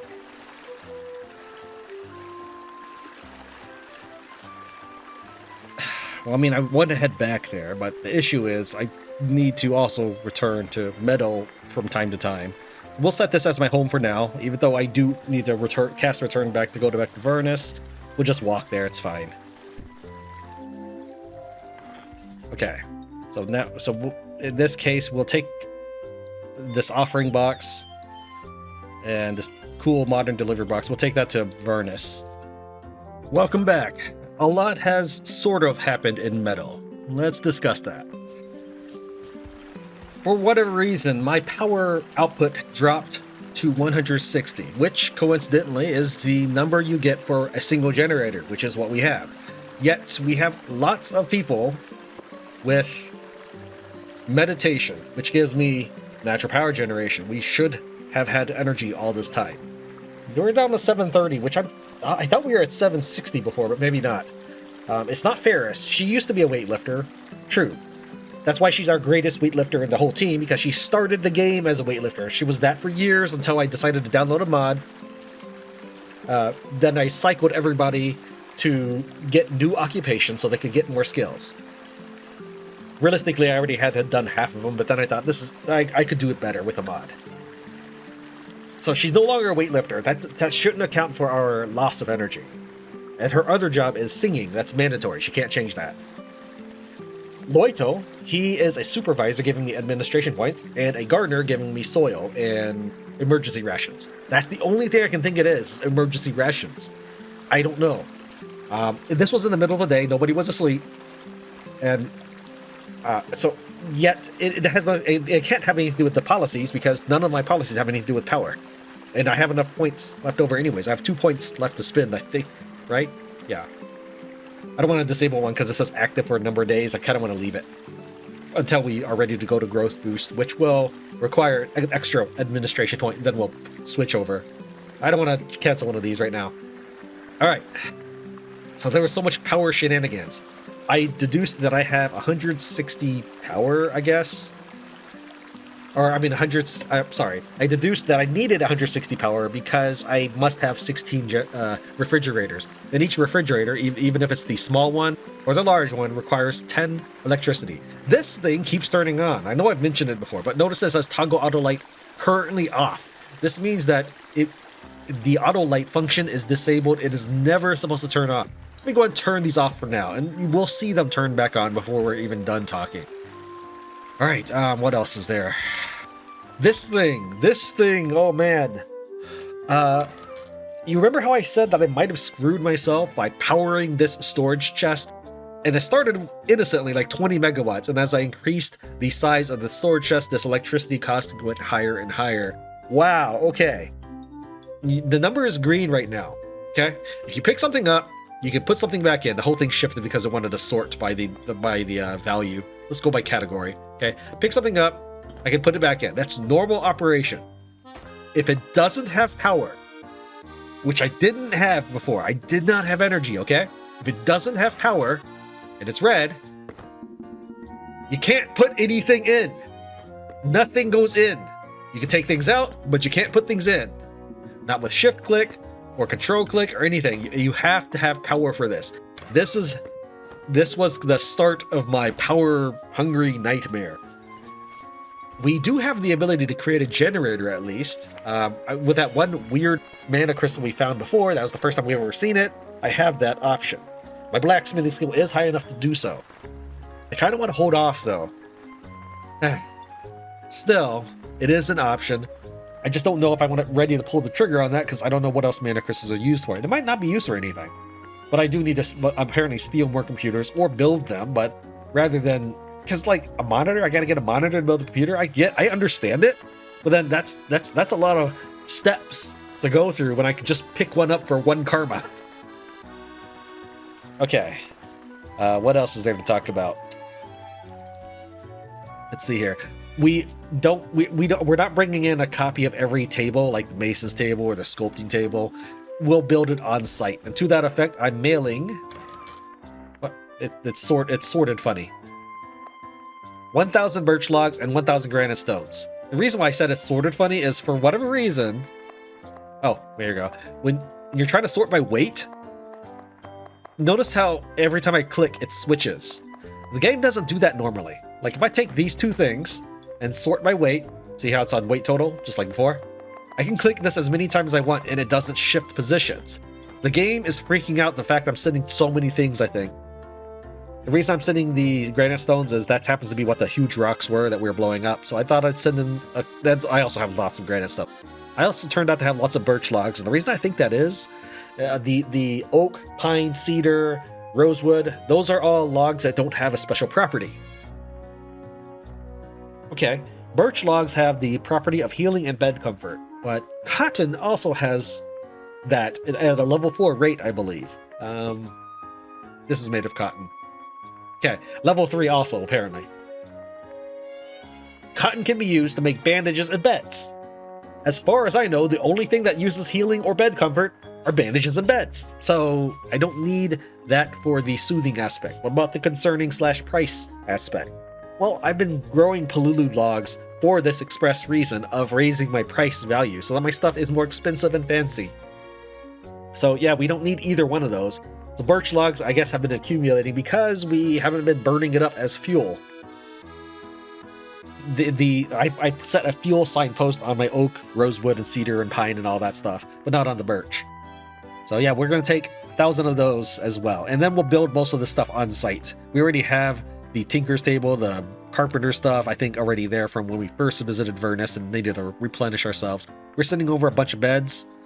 I've already sent a few things over, including some beds, but I haven't started building anything. I kind of piled it in a neat little organized pile just to make things interesting, but it was going to take more than one shipment of all the extra resources we had around the base. Okay, anything else we need to talk about? Oh, okay.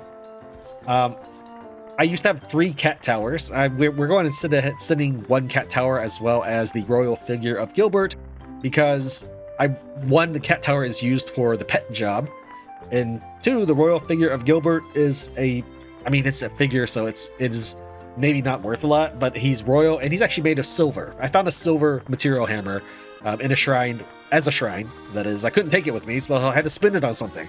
So I looked up for my most expensive figurine, and it happened to be the royal figure of Gilbert. I'm surprised that thing's not on yet. Okay, what else is there? We're bringing in the extra madams. Sale tag. This, just in case I ever run into one. I don't want to be caught without it. And then an extra whip of love to change the jobs of my alchemist duo. Let's see. There's something else. I know there was.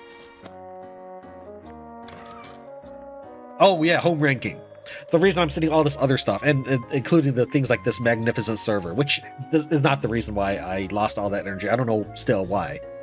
This magnificent server used to be in the farm, but then I eventually took it out and put it back in the storage chest. I'm sending things like the altar over so that, although it will not replace the metal, at least not right now, I want it to be useful for all the gods, because your NPCs in your base will go over to it and pray and build up their experience points. So if there's an altar of their appropriate god, they actually get more experience, at least as far as I can tell. Because, for example, my Yawen horse, he always kept entering my room and praying to the altar. At least until I changed his religion. I don't know if I ever changed his religion. Maybe I did. Alright. As for the other shiny stuff, well, that's because your home rank is dependent on your net worth as a base. It takes their 5 best items and it classifies them as heirlooms. In my case, my best things are my gachas. I don't know why. I mean, they're certainly very heavy, but the game thinks they're my best things. I guess the developer loves gachas, mothers, and cats. Okay. Now, the King's Bed, I understand. I understand why that's expensive. And the vending machine, it happens to be made of gold, so yes, that would also rate. Yes, okay, there. See, it has turned on. We just had to walk far enough away or something. Yeah. All right, I think that we're ready to go. We want to head to the Tangled Ruin. Also, I managed to equip some stuff that gives me fire resistance because we won't need that at all during this episode. And I wanted to make sure we had a little bit less weight because I was shipping things back and forth. Well, more like walking things back and forth. We haven't shipped anything yet. So this is the setup. Let's go ahead and... Well, actually, let's whip first.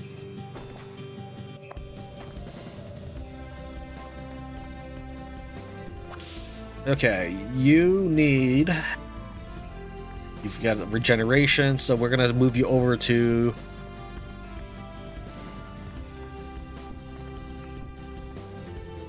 How about music, since we're bringing in the microphone? Do I need I think I need a gacha machine for you to learn investing. How about swimming? Do the same for you.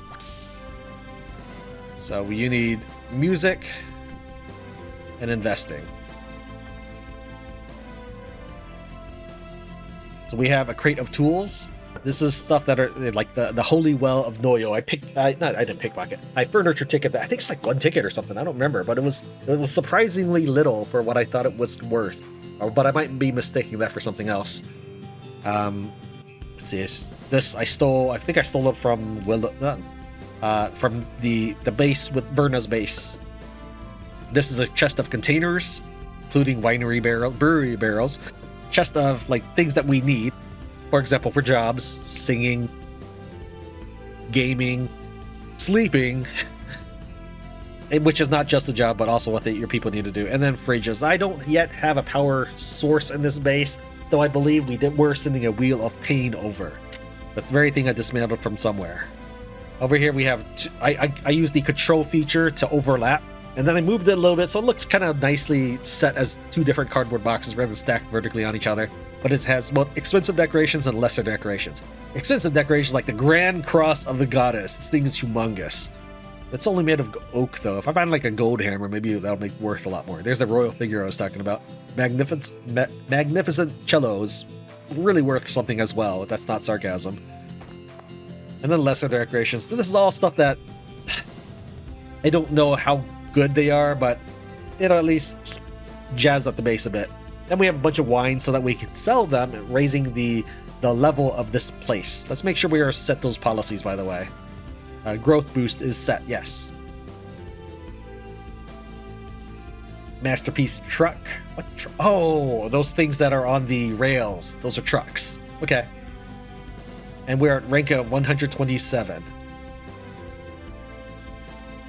Taking a look at Vernus, we can understand a little bit why. It's right now a featureless landscape, and it has some nice looking crates on it, which puts it higher than the Quiet Beach, which has a dead body in a skiff, the Graveyard, which has several dead bodies on top of burial mounds, and put it below the Orphanage, which is a 3-room cabin for like 2 adults and 8 kids.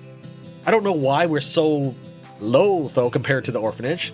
The Orphanage is 5 times better than what we've got. Yes, we don't have anything really here, but it is a mine. It's fertile ground. I don't know. I feel like it should be worth more. And that's not me trying to be biased or anything. I really do feel like this area should be worth more. Like, look, this is a mountain of esteemed ores. I don't think it's actually worth anything as far as resources go, but in the universe, that should be worth something. Like the chicken should be worth something. Let's see, here are the residents. Require gotcha or alike. Gotcha. Okay, we need to actually change that. Oh, I wanted to put a bathing then, but we don't have the stone bathtub. Alright, we need to bring those over as well. Okay, let's go and change them up. Let's go and just deploy this right now. There you go, hooked at the top of the bookshelf. Let's go and... I want to buy another whip.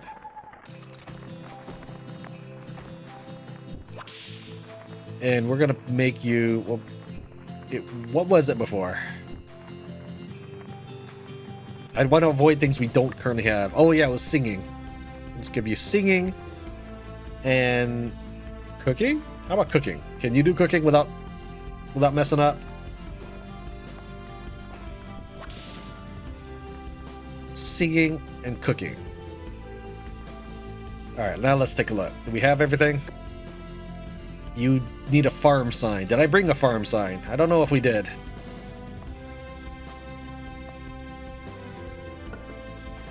Farm?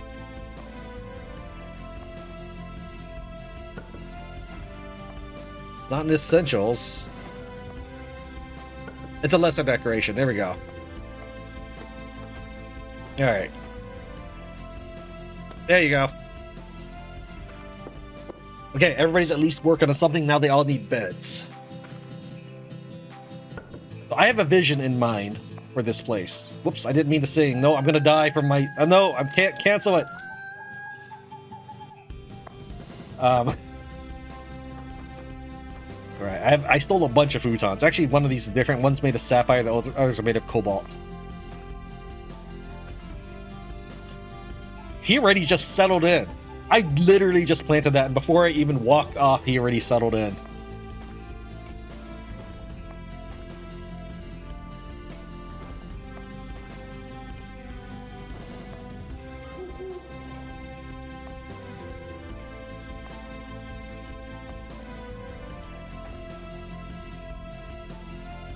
Alright, what else we got?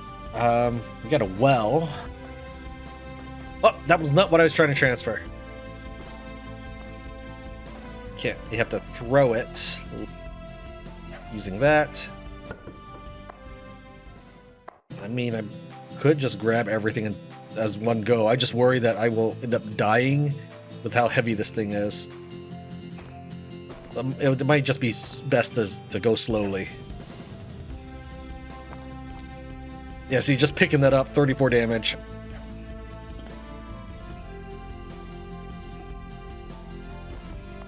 Grab as furniture, throw.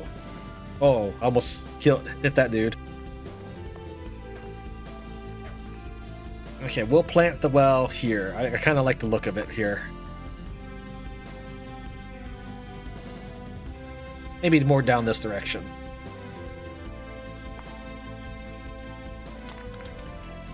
Alright, we're now up to 113th ranking. And of course, we're going to move these things a little more fine-tuned as we go. Alright, we'll put the music hall in this. Oh, I can actually walk with this thing. But I have no way of healing right now.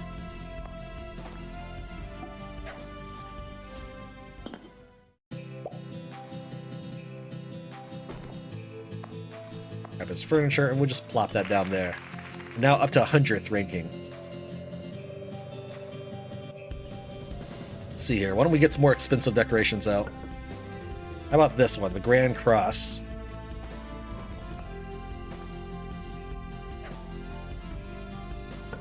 And we'll take the altar. I don't know if I've already mentioned it, but we're going to try to put all the altars here. We are not currently of the god of harvest. Right, this looks good. There you go. 96th ranking. That's... Oh, I need to get the shipping container ready.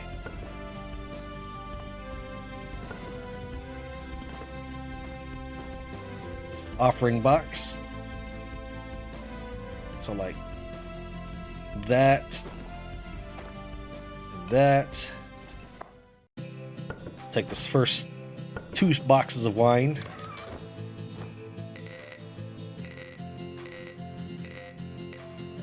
There you go. Whoops.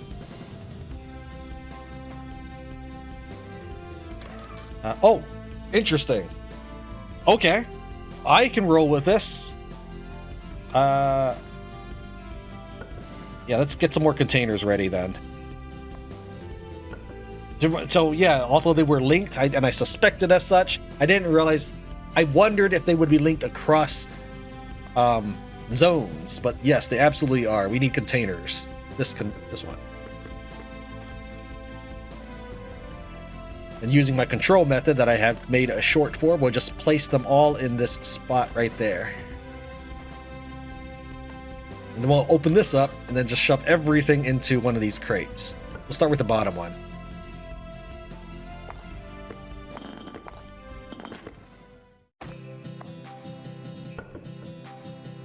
You can't even make up your mind where you want these containers to open up to. Alright, there we go. I saved myself some shipping money. Okay, what else? Let's see here.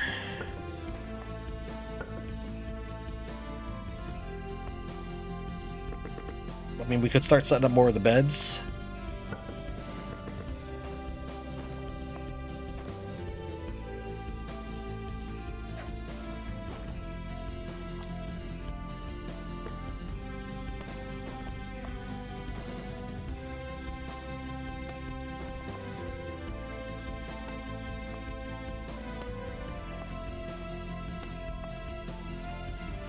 No!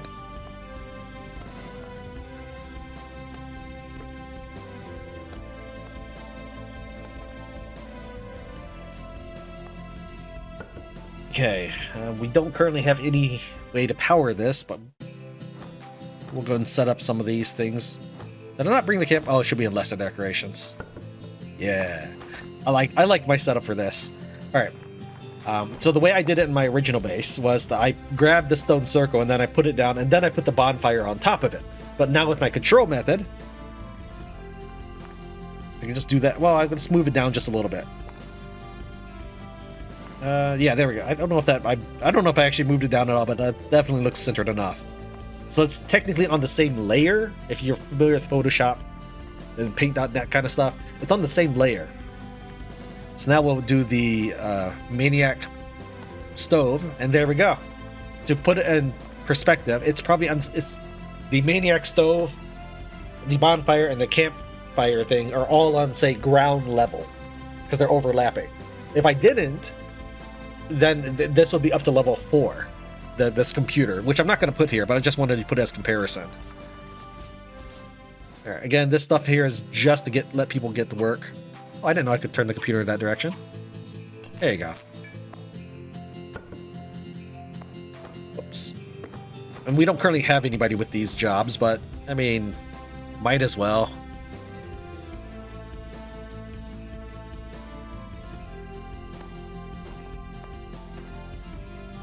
Let's grab this as furniture instead.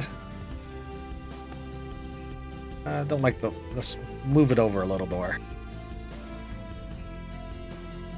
That might be exactly where it was, but I think that works.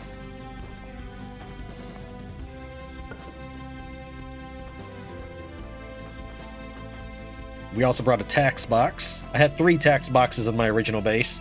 One was in the bar.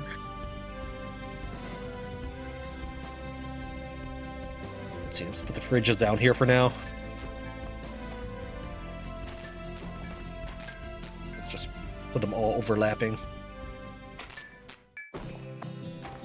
And then one was that illuminated one. And we'll just drop the tax box on top of it. Really?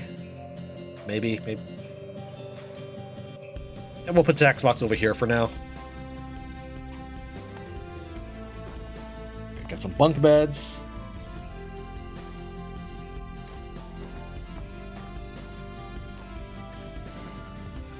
It says for guest. Residents. Okay, is that everything in essentials? Yes, essentials is cleared. What about tools?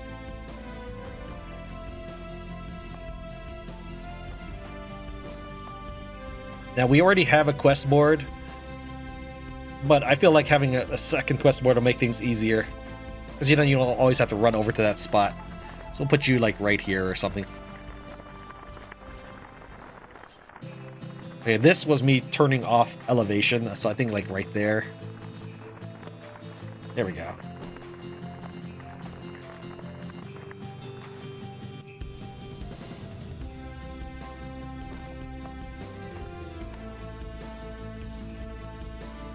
I wanna get my base making some money before I go to sleep. Though I guess it is okay because I won't get my salary until the new month anyways. So I guess I don't really have to rush it. I mean, I've already been putting it off for 4 years now to finish the starting quest.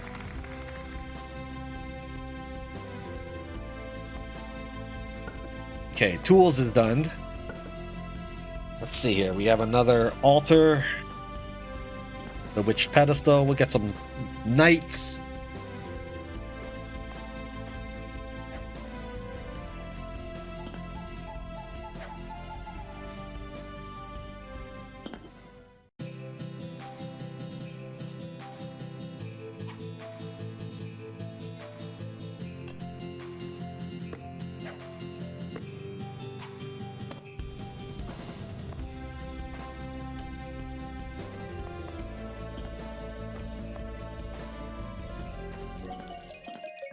This is all the wine that got sent from this place, giving me 3 gold bars and 20% of towards level 2.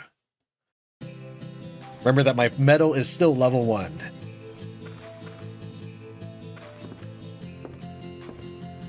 Have a night overlook. There we go, that looks cool.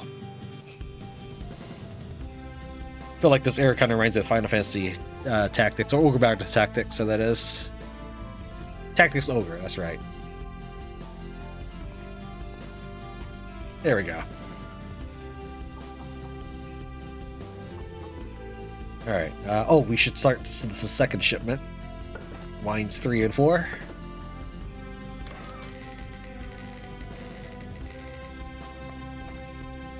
Anything else we need to do while we're in here? Containers. I guess we could set up some winery stuff. This is not a container.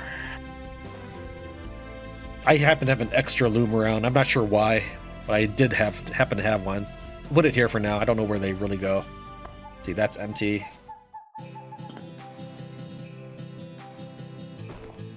This furniture. Just put that there.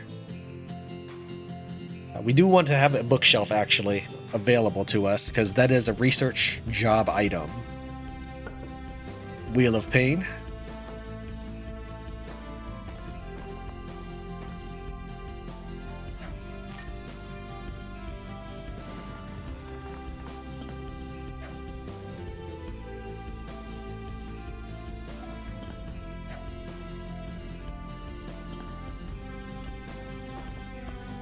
Put you here for now.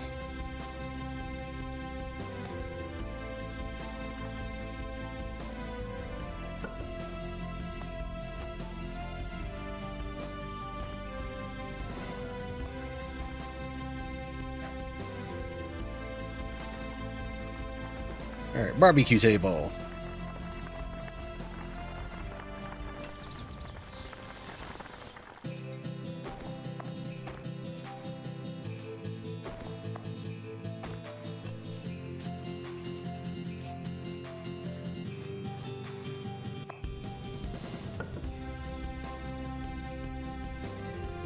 Cooking implements, a lot of cats.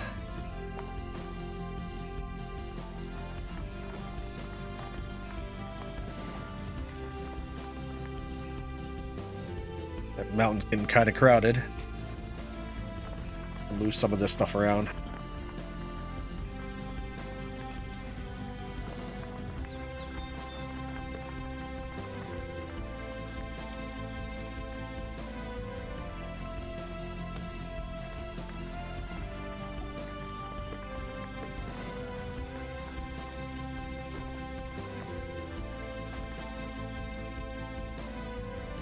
Let's see here. This thing is crafting and this thing is carpentry, which is... So we'll put the carpenter's table using the overlap function. It doesn't look quite as good, so let's move it down just a bit. There we go. This is blacksmithing.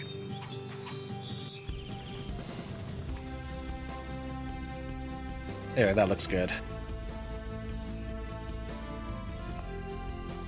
Any containers need to come out yet? I can put some more bookshelves out.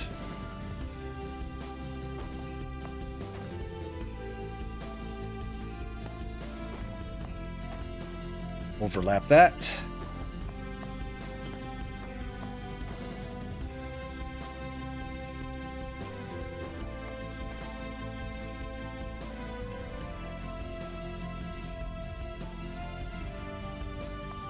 Okay.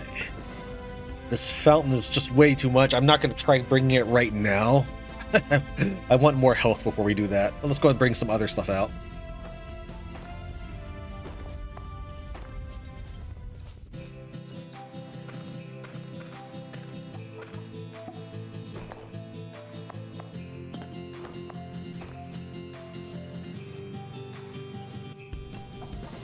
I don't know what I'm doing with these cats. Apparently there's a hostile gnome there. So I make a cat army. Be gone!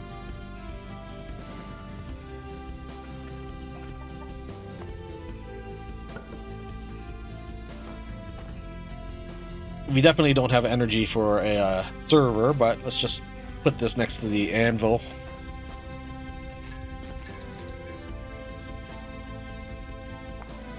We'll put it under the anvil, because it amuses me.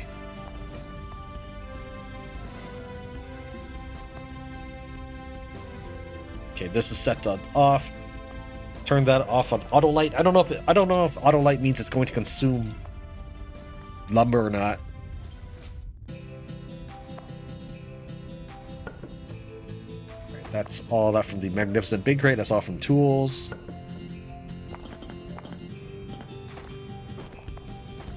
I don't really have a master plan with some of these items. Like, I just grabbed them like the cats and then didn't know what I was going to do with them. Let's move that up just a tad. There we go.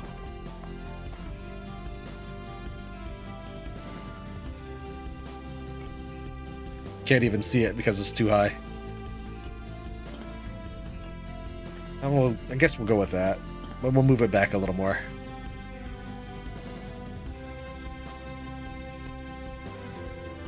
It looks a little silly without something to hang on, so give me a second to find something. Okay, we got containers left. There's a bunch of expensive decorations left. Here's a pole. A lot of lesser decorations.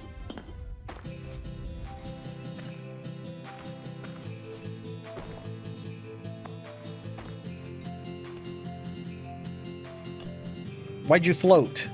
You're placing higher than I'm actually seeing, but alright.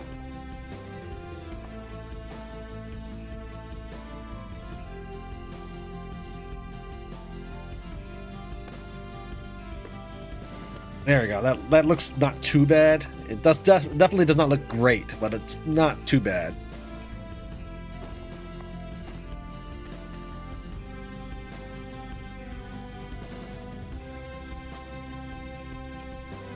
Let's move it down just a tad. More cats for the cat army. Let's see here, we got 2 silver cats and then 2 iron cats. So we'll put the silvers on the outside. Actually, oh, they do face the other way. A lot of things only face down left and down right, so I kind of have to work with that.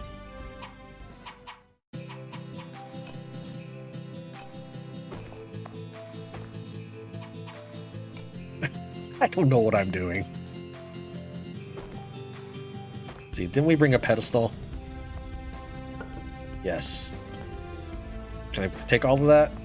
And I don't think I can take all of this, but let's grab a couple. The research board. So this is a nice little thing I stole. I think I took it from the embassy. It's kind of cool in that it has a function, but not currently in the game, I guess. Or maybe just later. Okay. So this is the thing that used to be next to my winery stuff. This is the highest point of my village. I don't want it too high. Put it here. Worthless gold bars. And there we go. Parasol. Maybe on the pole.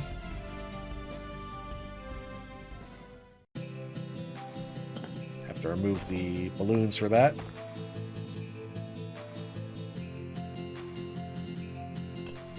Guess that looks okay right there.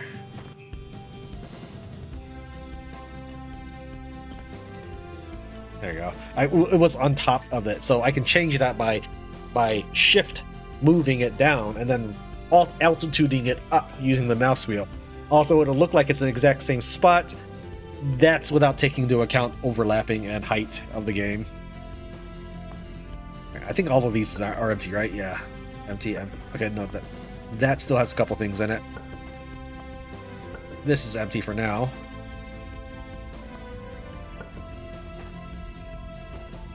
Here's the bike we stole from the Cyberdome.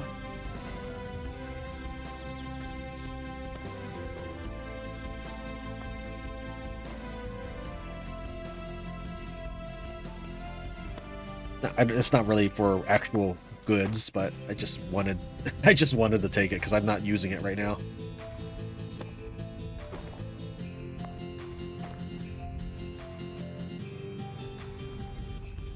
Put it next to the bookshelves over here.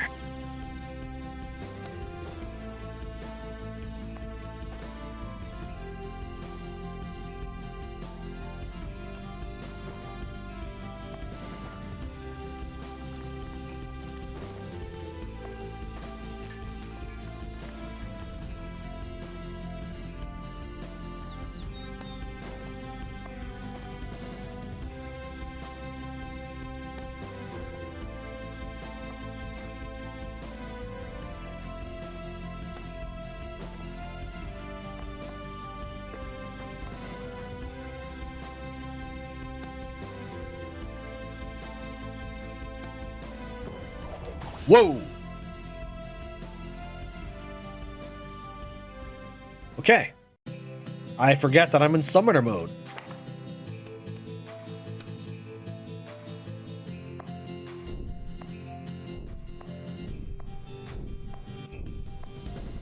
Sorry about that, llama dude.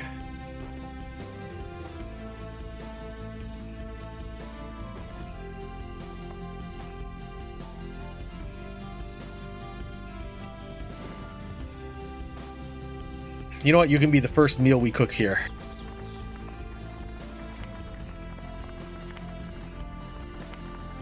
I'm low on... Actually, I'm healthy again.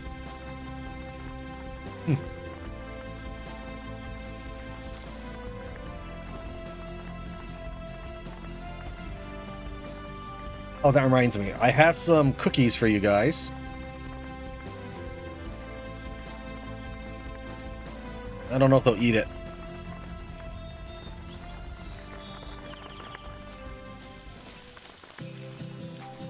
These are aphrodisiac mixed cookies. That'll make them like me more. Sorry, but I really do feel bad about that llama.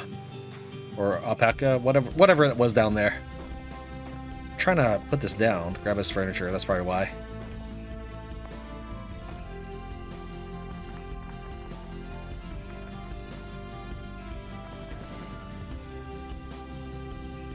I'll put all 6 Lucky Cats there, that's fine.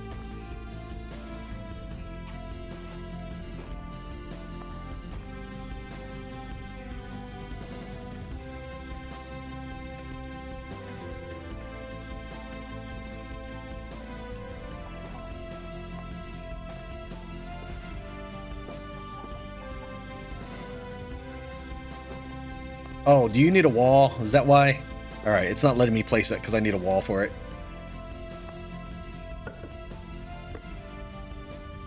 Where'd I get that? Was that from the... I don't know where I got that from. Come on, I was trying to close out the window.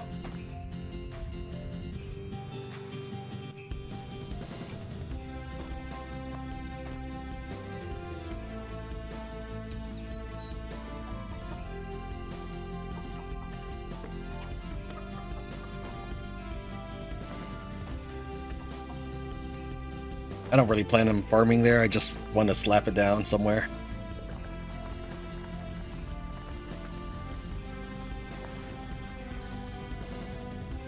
Alright. Base looks like it's pretty much done with all the stuff we've shipped. Oh, there's still a whole container of stuff right there. Whoops, I didn't mean to play. Stop. You're gonna die. You're gonna die. Cancel. I'm trying to cancel so much. I'm like wiggling the WASD keys while I'm clicking like mad. Alright, so we need all these barrels.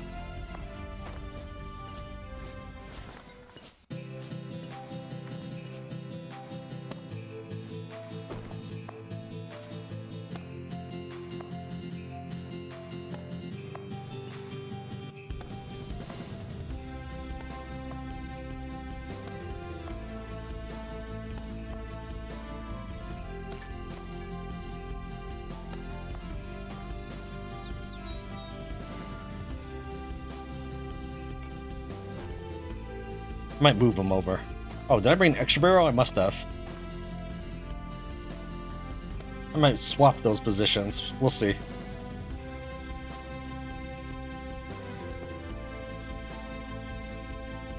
No. Try to open this one. I guess we're done. That's everything. Let's go and pick that back up. Anything in the containers? Yeah, we've managed to extract everything that I sent over. We can put this plant somewhere. Bam! Centerpiece!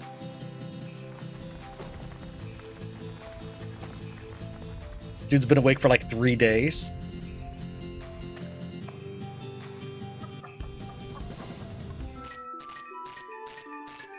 Okay, that's not obnoxious at all, game.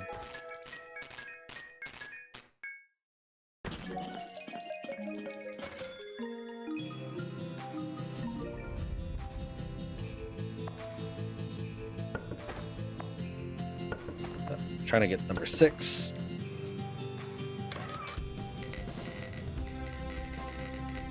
Actually, let me double check that. Oh, I should have been doing the quests while we were building that. Before I even rested, I should have done the quests. That's all right. We're up 94 now. Do we have enough? Yeah, we do have some rank income as a result of this. Okay.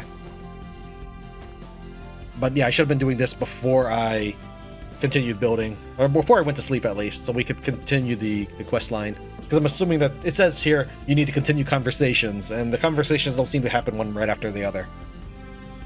You seem down, Loytel. Is anything troubling you? Kiddo, your apprentice is quite a difficult child. Apprentice? Krutzi is not my apprentice. In fact, she despises alchemy. Oh, why is that? Because her mother was an alchemist. Oh, okay, I thought the game crashed. Kritzia's mother, she was a dear friend of mine, an alchemist in a small village, quite a devoted scholar, but as it often goes, the villagers didn't understand her. The superstitious villagers shunned her, calling her a witch. And being the witch's daughter, Kritzia was always ostracized by other children. Her naturally different colored eyes were feared as cursed eyes. After her mother died of illness, Kritzia was left to the care of the village church where she remained an outcast. One day, she gouged out one of her eyes herself to prove her innocence. When I visited the village, I found Kritzia nearly dead on a bed in an abandoned shack on the outskirts. I used alchemy to save her life, which bound our fates together. That's why she continues to travel with me. Okay, number 1, how does alchemy do that? Number 2, I thought, according to Luminaire, that living in an orphanage was the same as living in a castle, yet she gouged out her eyes. Also, the heterochromia, I believe it's called, that has a totally different connotation in the East. I think it's also called chunibuyo. I'm sure I did not say that right, but that's kind of how you spell it. And it basically means edgelord. So yeah, she has 2 different eyes, and one is a cursed eye or something like that. Cool. Epic story. Oh, what a story. To be deemed a witch just because of different eye colors. How absurd. Indeed, I would like to agree, but sometimes powers do manifest with such traits. I did not share her past to speak of tragedies or the villagers' folly. That day, what I saw when I visited the village was a horrific scene of death, where every living thing had perished. Whether it was her power, I cannot say, but Loytel and you, Tran, remembers this. She was born under a peculiar power, and that power will undoubtedly affect the fates of those around her. If you ever wish us to leave, just say so. Oh, Kettle.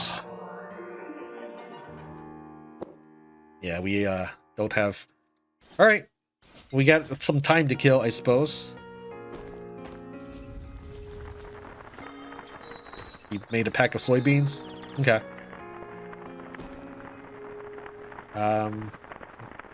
Eat that.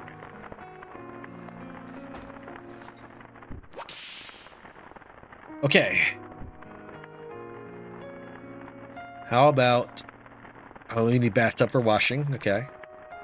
Cheering. And gardening. Just get you working on something. Cheering and gardening. There we go.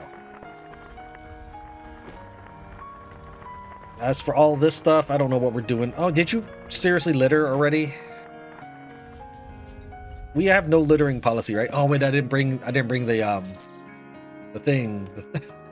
Yeah, we have strict enter litter. I didn't bring the boxes. I have to build them. Okay. Okay, would you please stop? Let's see here. You are on not toggle on. Apparently the computer is trying to turn on. Here, is that all that's trying to turn on? Okay. Let's work on some of this. We are going to need some lumber and some rope. I didn't bring anything necessary to bring rope. Alright. I was hoping to build all this stuff on site. It'd be cool that way. But rope requires a totally different set of items that we don't have. Realistically, it's asking for ingredients that aren't readily procured from that same site. Like big leaf and string. We're not going to find that around here.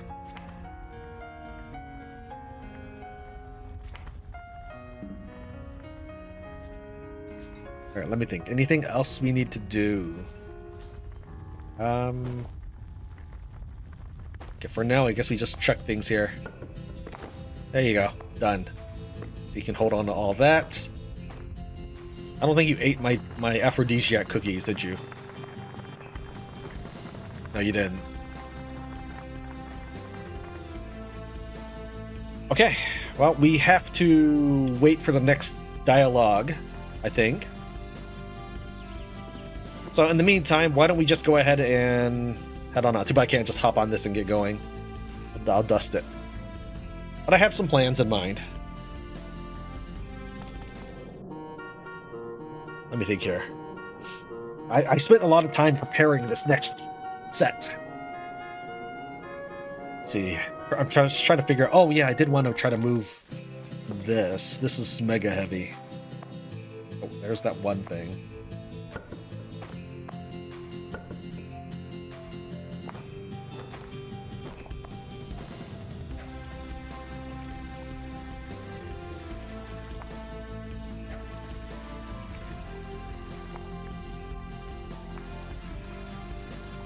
That leaves the well. We'll just put it over here.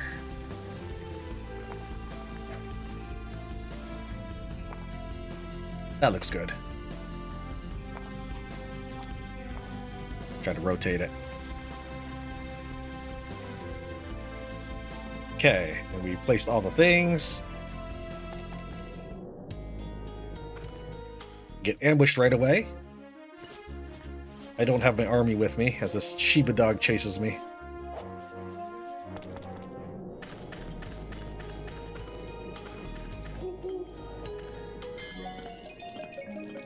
Alright, I think we leveled up, finally.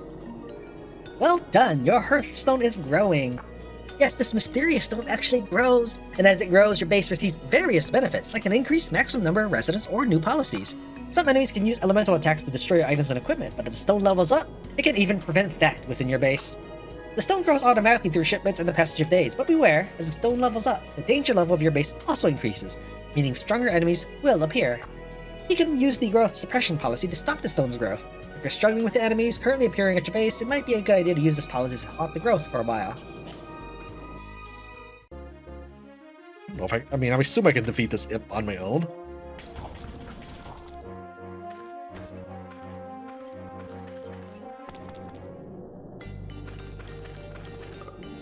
Bunch of will-o-wisps. I don't want more ether disease, thank you. We're going to banish you. We're not going to need you in town.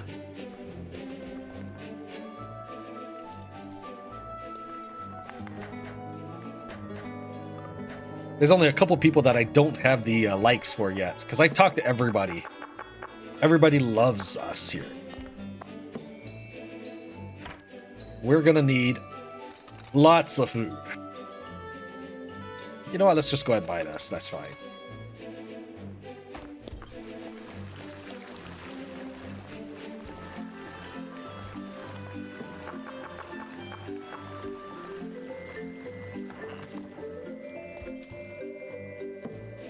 Any good news to share? Thank you for letting me know about that. Let's go ahead and challenge you. One-on-one battle. Any other adventurers here?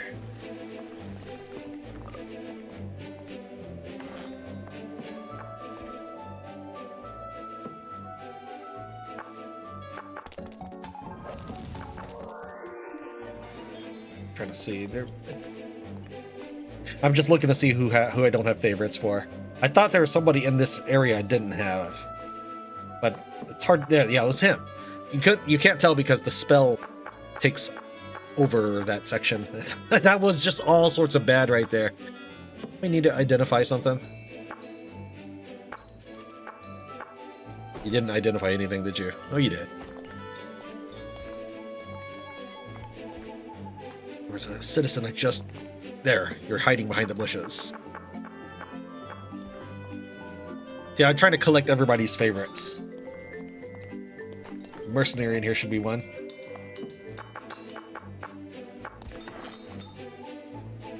So this is why I'm the great bard. I go around talking to everybody until they love me.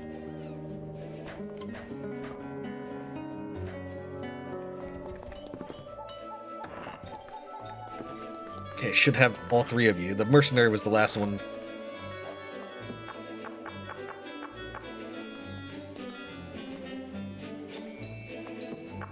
The kid.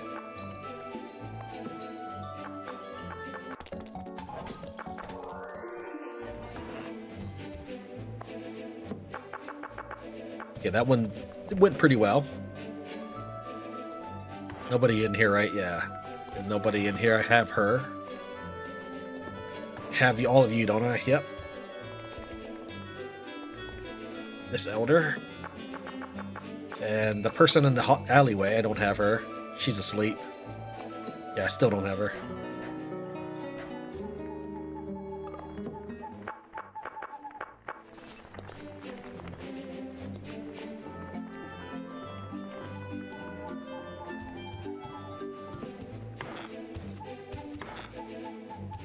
This bed is great for stealing. In fact, we might do it now. You know what? Let's do it. Not stealing, but it's got to deal with this Madam's favorite poster first. Stealing or demolish. Well, demolishing gives you a chance of not losing karma, but it also makes me more likely to be spotted. All right, let's see if we can smash this without anybody noticing. Come on, why did? Because I got a scratch, I lost that. No, I almost had it the first time.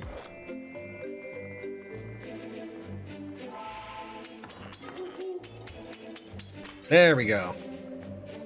Alright, let's just pass incognito again. And for our trouble, we get an ether ingot. I don't know what you do with these yet. Yeah, I should have all of these people. And we're not sleepy, so we don't need to rest in the king's bed, which is just Rubinus. We have you, yes. Alright, I'm not sure how much of that I'll show. I may show it a little bit, just so you can kind of see what my day is like. Now comes the exciting part. I'll make sure we get everybody in this room. I don't have Leopold, or whatever his name is. Lepond. Alright, that's everybody that I don't currently have. Alright, ready? This is gonna be awesome. At least I think it is. Ah, the fortune bell. Oh, the magnificent teleporter. Too bad I cannot pickpocket that. Listen to the cheers. The joy. The absolute wonderment and merriment of everything happening around us. I brought my own fireworks. No, 98 karma. I lost 2 karma because I wanted to smash the bed. 1 for the poster, 1 for the bed.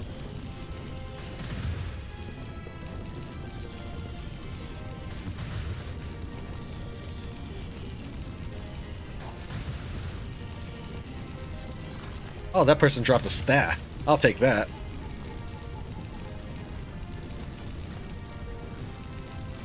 We have some survivors here, sleeping next to the teleporter, huddling, waiting for escape and safety. I don't think safety is going to happen at all.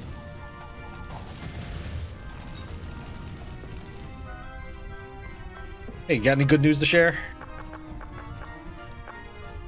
Thanks. Now, you notice that I haven't really lost any karma. That's because the fire doesn't really count as my attack. And because I'm so... because these people are friendly to me, the meteors themselves don't do damage. But the fire does damage, and the fire will kill. And make people drop stuff like this rod of summon animal. However, the place only burns down while you're in it. If I teleport to the next area, it stops burning. So I just gotta hang around if I want everybody to die. Now, why am I doing this? Really because I can. And then I want to show you the preposterousness that happens afterwards, if you didn't think this was ridiculous enough. Yeah, you guys are a nice little bunch here. Let's go ahead and meteor you. Now, if my meteor kills somebody, I will lose karma.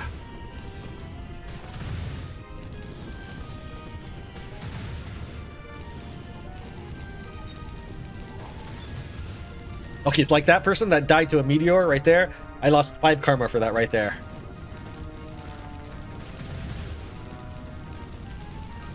Now we're talking. So you remember I said I wouldn't need fire resistance at all? This is why. I can just sort of chill or roast in these fires. Wow, I've never seen fire actually grow. I've seen it dissipate and you know, peter out. I have not seen it burn more. Oh, what are you people doing? Catch on fire like everyone else. Oh, I didn't mean to step on the teleporter. That's fine. I guess we'll start working here now. We'll start... Oh, actually, before we begin, I would like my scratch card, please. Thank you. And, well, I'd like to chop up the trees. There are 6 trees. I have put it in the caption for episode 6, but these 6 here are gold logs.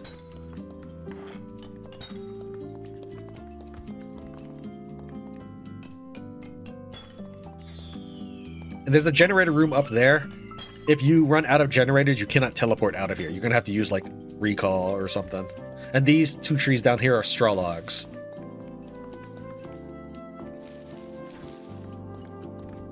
Alright. So I must have killed another person because now I'm down to 88. So all of that cost me 10 karma. Okay. This room looks like a great room to start. Yeah, well, you know what? Well, actually, we won't start here because I'd like to use my...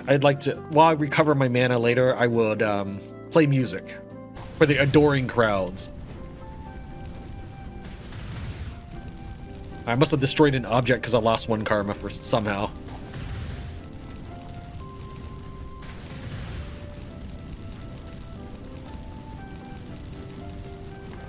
Hello, I'd like to make a deposit.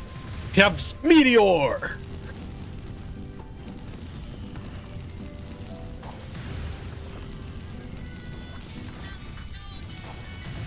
Oh, I shouldn't have done that.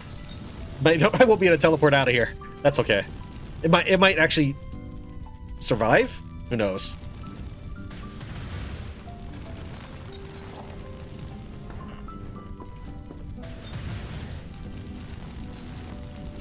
I'd like to think that nobody has done a video quite like this.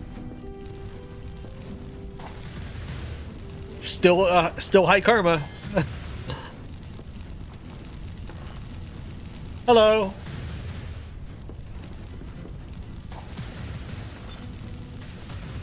Alright, I'm down mana. So, we left a big crowd here. Let's just play some music while the city burns around us. Should have brought a fiddle. I think that's what it is. Or is that's the devil. I guess. Get some of my mana back.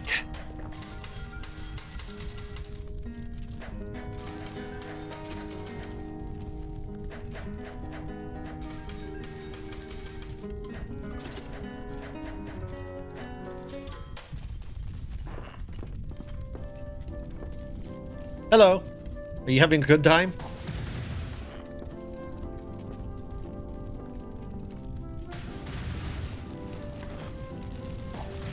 It's like the reverse Titanic here.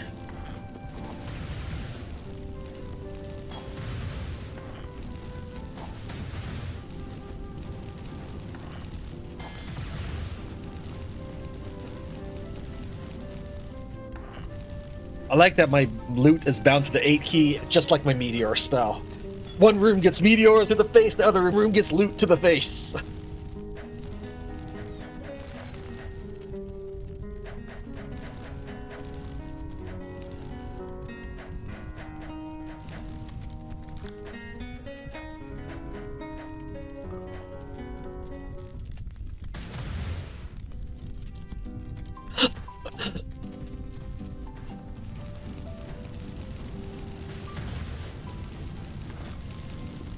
Save that room. It's pretty good for an audience. Let's see how the generator room did. It's got some generators left. If I destroy more of the casino tokens and things, it'll be okay. Maybe.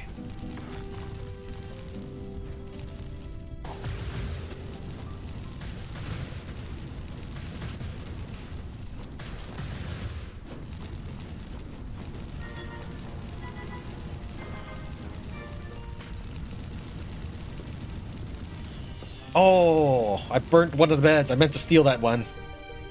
Not the poster.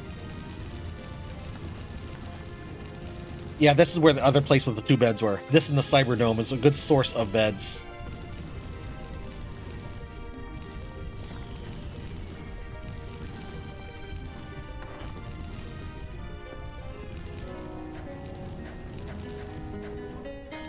Now, I have actually found a lot of adamantite here as well, not just Rubinus. Rubinus is on the wiki. I am telling you here. You heard it here first, right? Adamantine, this, or adamantite, that's what this is. This blue ground, mine that out. Of course, if you have trouble with people witnessing you, they can't witness you if there are no witnesses.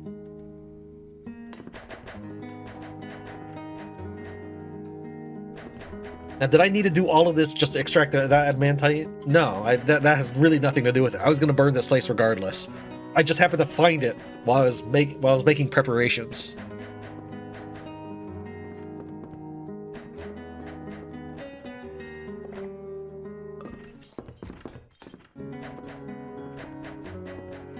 Oh, is my family home? Let me see what time it is.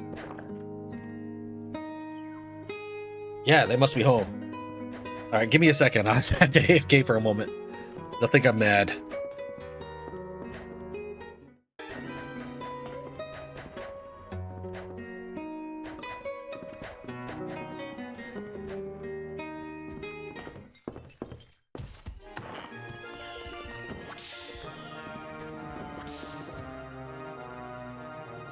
You got any interesting pets?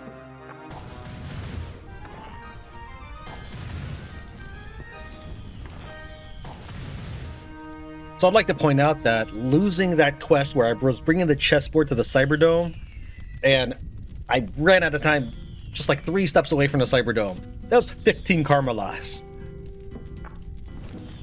I took care of 2 beds, the Aether bed and the Modern bed. That was 4 karma total, meaning that I have lost a total of, let's see here, 14 karma meteoring everybody in this place.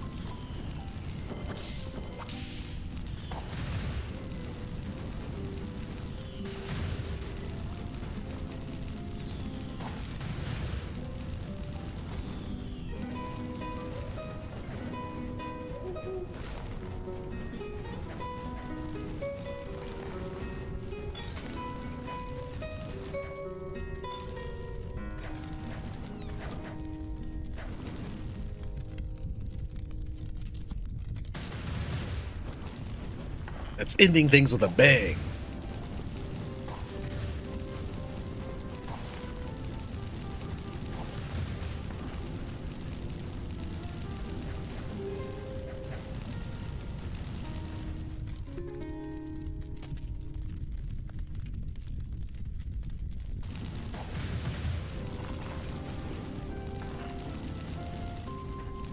Alright, need to probably tear down some more machines.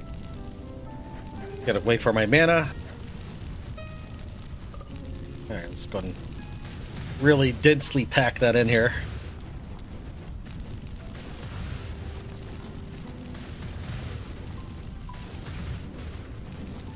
Everything on this side looks gone.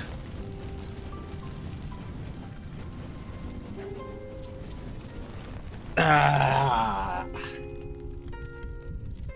This is how to spend winter.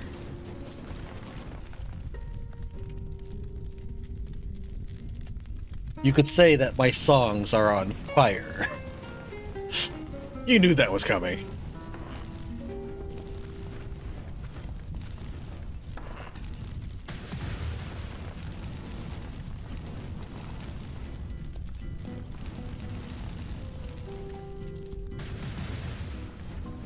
Let's see how this room is looking. Someone turned into meat.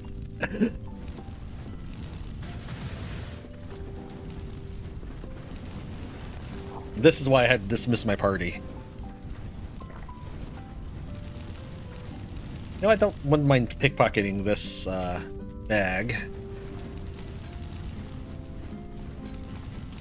Yeah, concentrating my meteors on the people after they start becoming neutral to me. That's what cost me my karma. So basically meteoring more than once. But just walking through meteoring a couple, one at a time, that really wasn't costing me karma. It wasn't until I started laying it on pretty thick. Because I wanted this room gone. Which looks like we accomplished that. While we're at it, I'd like this room to have no witnesses. Then we still have some people.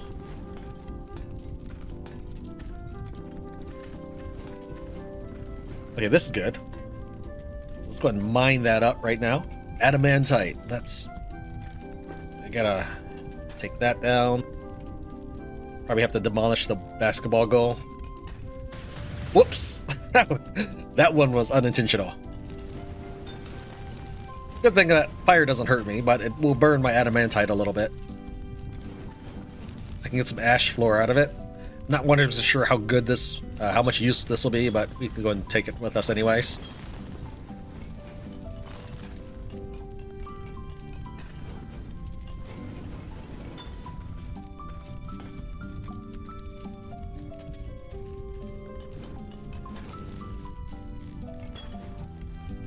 Ah! I did it again. Oh, yeah, he saw me. Whatever. This alarms you, but not anything else.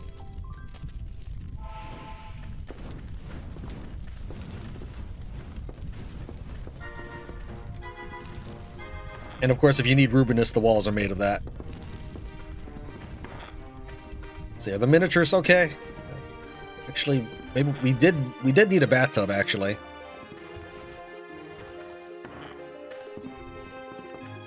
Yeah, the miniatures are fine. Are you guys any good? The wall dartboard is always in the way. We don't need any of that. Don't need any of that. She's still alive. That's a little disappointing. I'm trying to get her killed. I've already killed her a couple times to get her card and figure. Well, that's not going to kill you. There we go. That should take care of her. Unfortunately, these lockers are too heavy for me to capture, because I did try, because it was like a royal locker one time. You guys are just watching. Turn that off. Turn this off as well. I gotta this for the same reason I destroyed that entire room. I need actual energy in order to teleport out of here. And it was my fault for actually accidentally meteoring this room.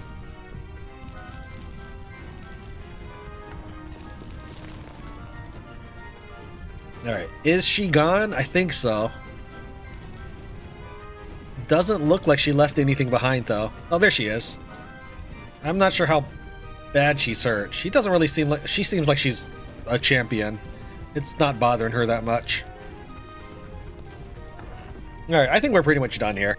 I mean, I can take more adamantite, but that's fine. We got 6 chunks of it, which is the burn stuff.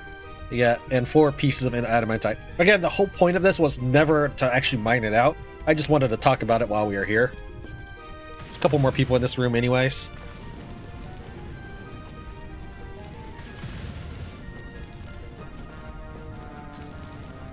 Okay. Let's see if we can teleport out. Oh wow, there's a lot of people in here.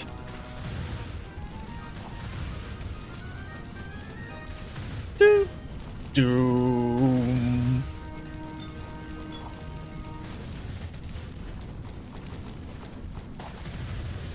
Alright, there goes another 10 karma. What I was really hoping... it doesn't find anything. What I was really hoping to do was find... well, I guess the fire probably would have burned it up.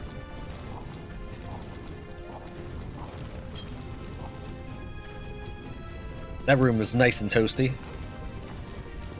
I was hoping to find figures and cards. Really cards more than figures. I'm waiting for these people to finish burning. And there's nothing in here.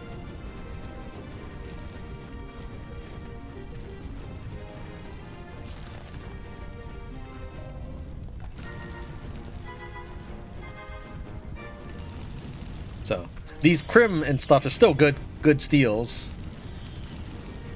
This was a masterpiece wagon once, but I couldn't get the furniture tickets of Palmio to work up here. Someone dropped a scroll. This is always there.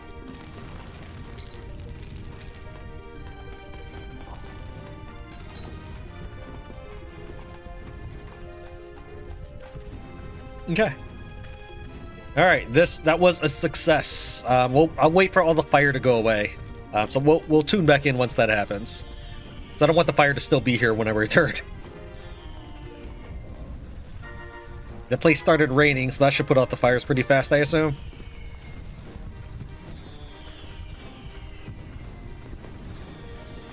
My character had a power nap while he was inside. Alright, that goes the rest of the fire. See if there's enough power for me to hop out of this one. Yeah. Mission accomplished.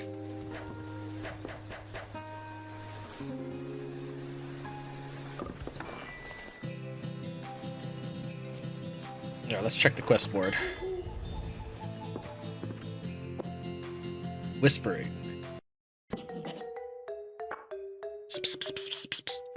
Indeed.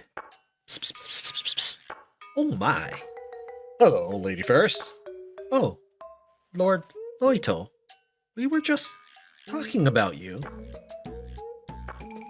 Eek. Ritzia, where are you going? Wait.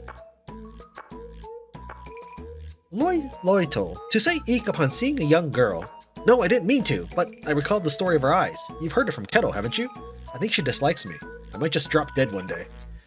Lord Loytel, I am disappointed in you. To fear her as a curse without even understanding her powers. Don't you see that such an attitude is what hurts her the most? But there are no buts. Before fearing the curse, you should consider how much loneliness she has fought. No matter her eye color or past, she is just a girl. She has a heart, Lord Loytel. Lady Ferris, you are right. Truth be told, I want to get along with her too. But it's like we're not speaking the same language or something. Ritzy is a delicate and quiet girl. Maybe you're holding back too much for fear of hurting her, making things awkward. There are grammars and manners in stories. The heroes of stories overcome fierce conflicts to develop true trust. Do you understand, Lord Loytel? Yes, if you want to open her heart, you have to clash with her wholeheartedly and draw out her true feelings. You have to embrace her soul's cries exposed in broad daylight with all your might. Well, it sounds a bit dramatic, but I understand what you're saying, Lady Ferris. Draw out Quirizia's true feelings. Grief, this will be a challenge. Okay, does any player really care about that? All I can feel is when you introduce your character as a silent protagonist and then have everybody else have the adventures and the life, it's really weird. Let's see here. We have a holy well, actually, so we can just swig this for some potential, I believe. We also could have saved it to fill up some empty bottles with holy water, but that's fine. I've gone like 3 years not drinking that well, and so that's actually wasted because I keep waiting and waiting, and really I should just fill up my bottles, but whatever. All right, we're going to demolish that.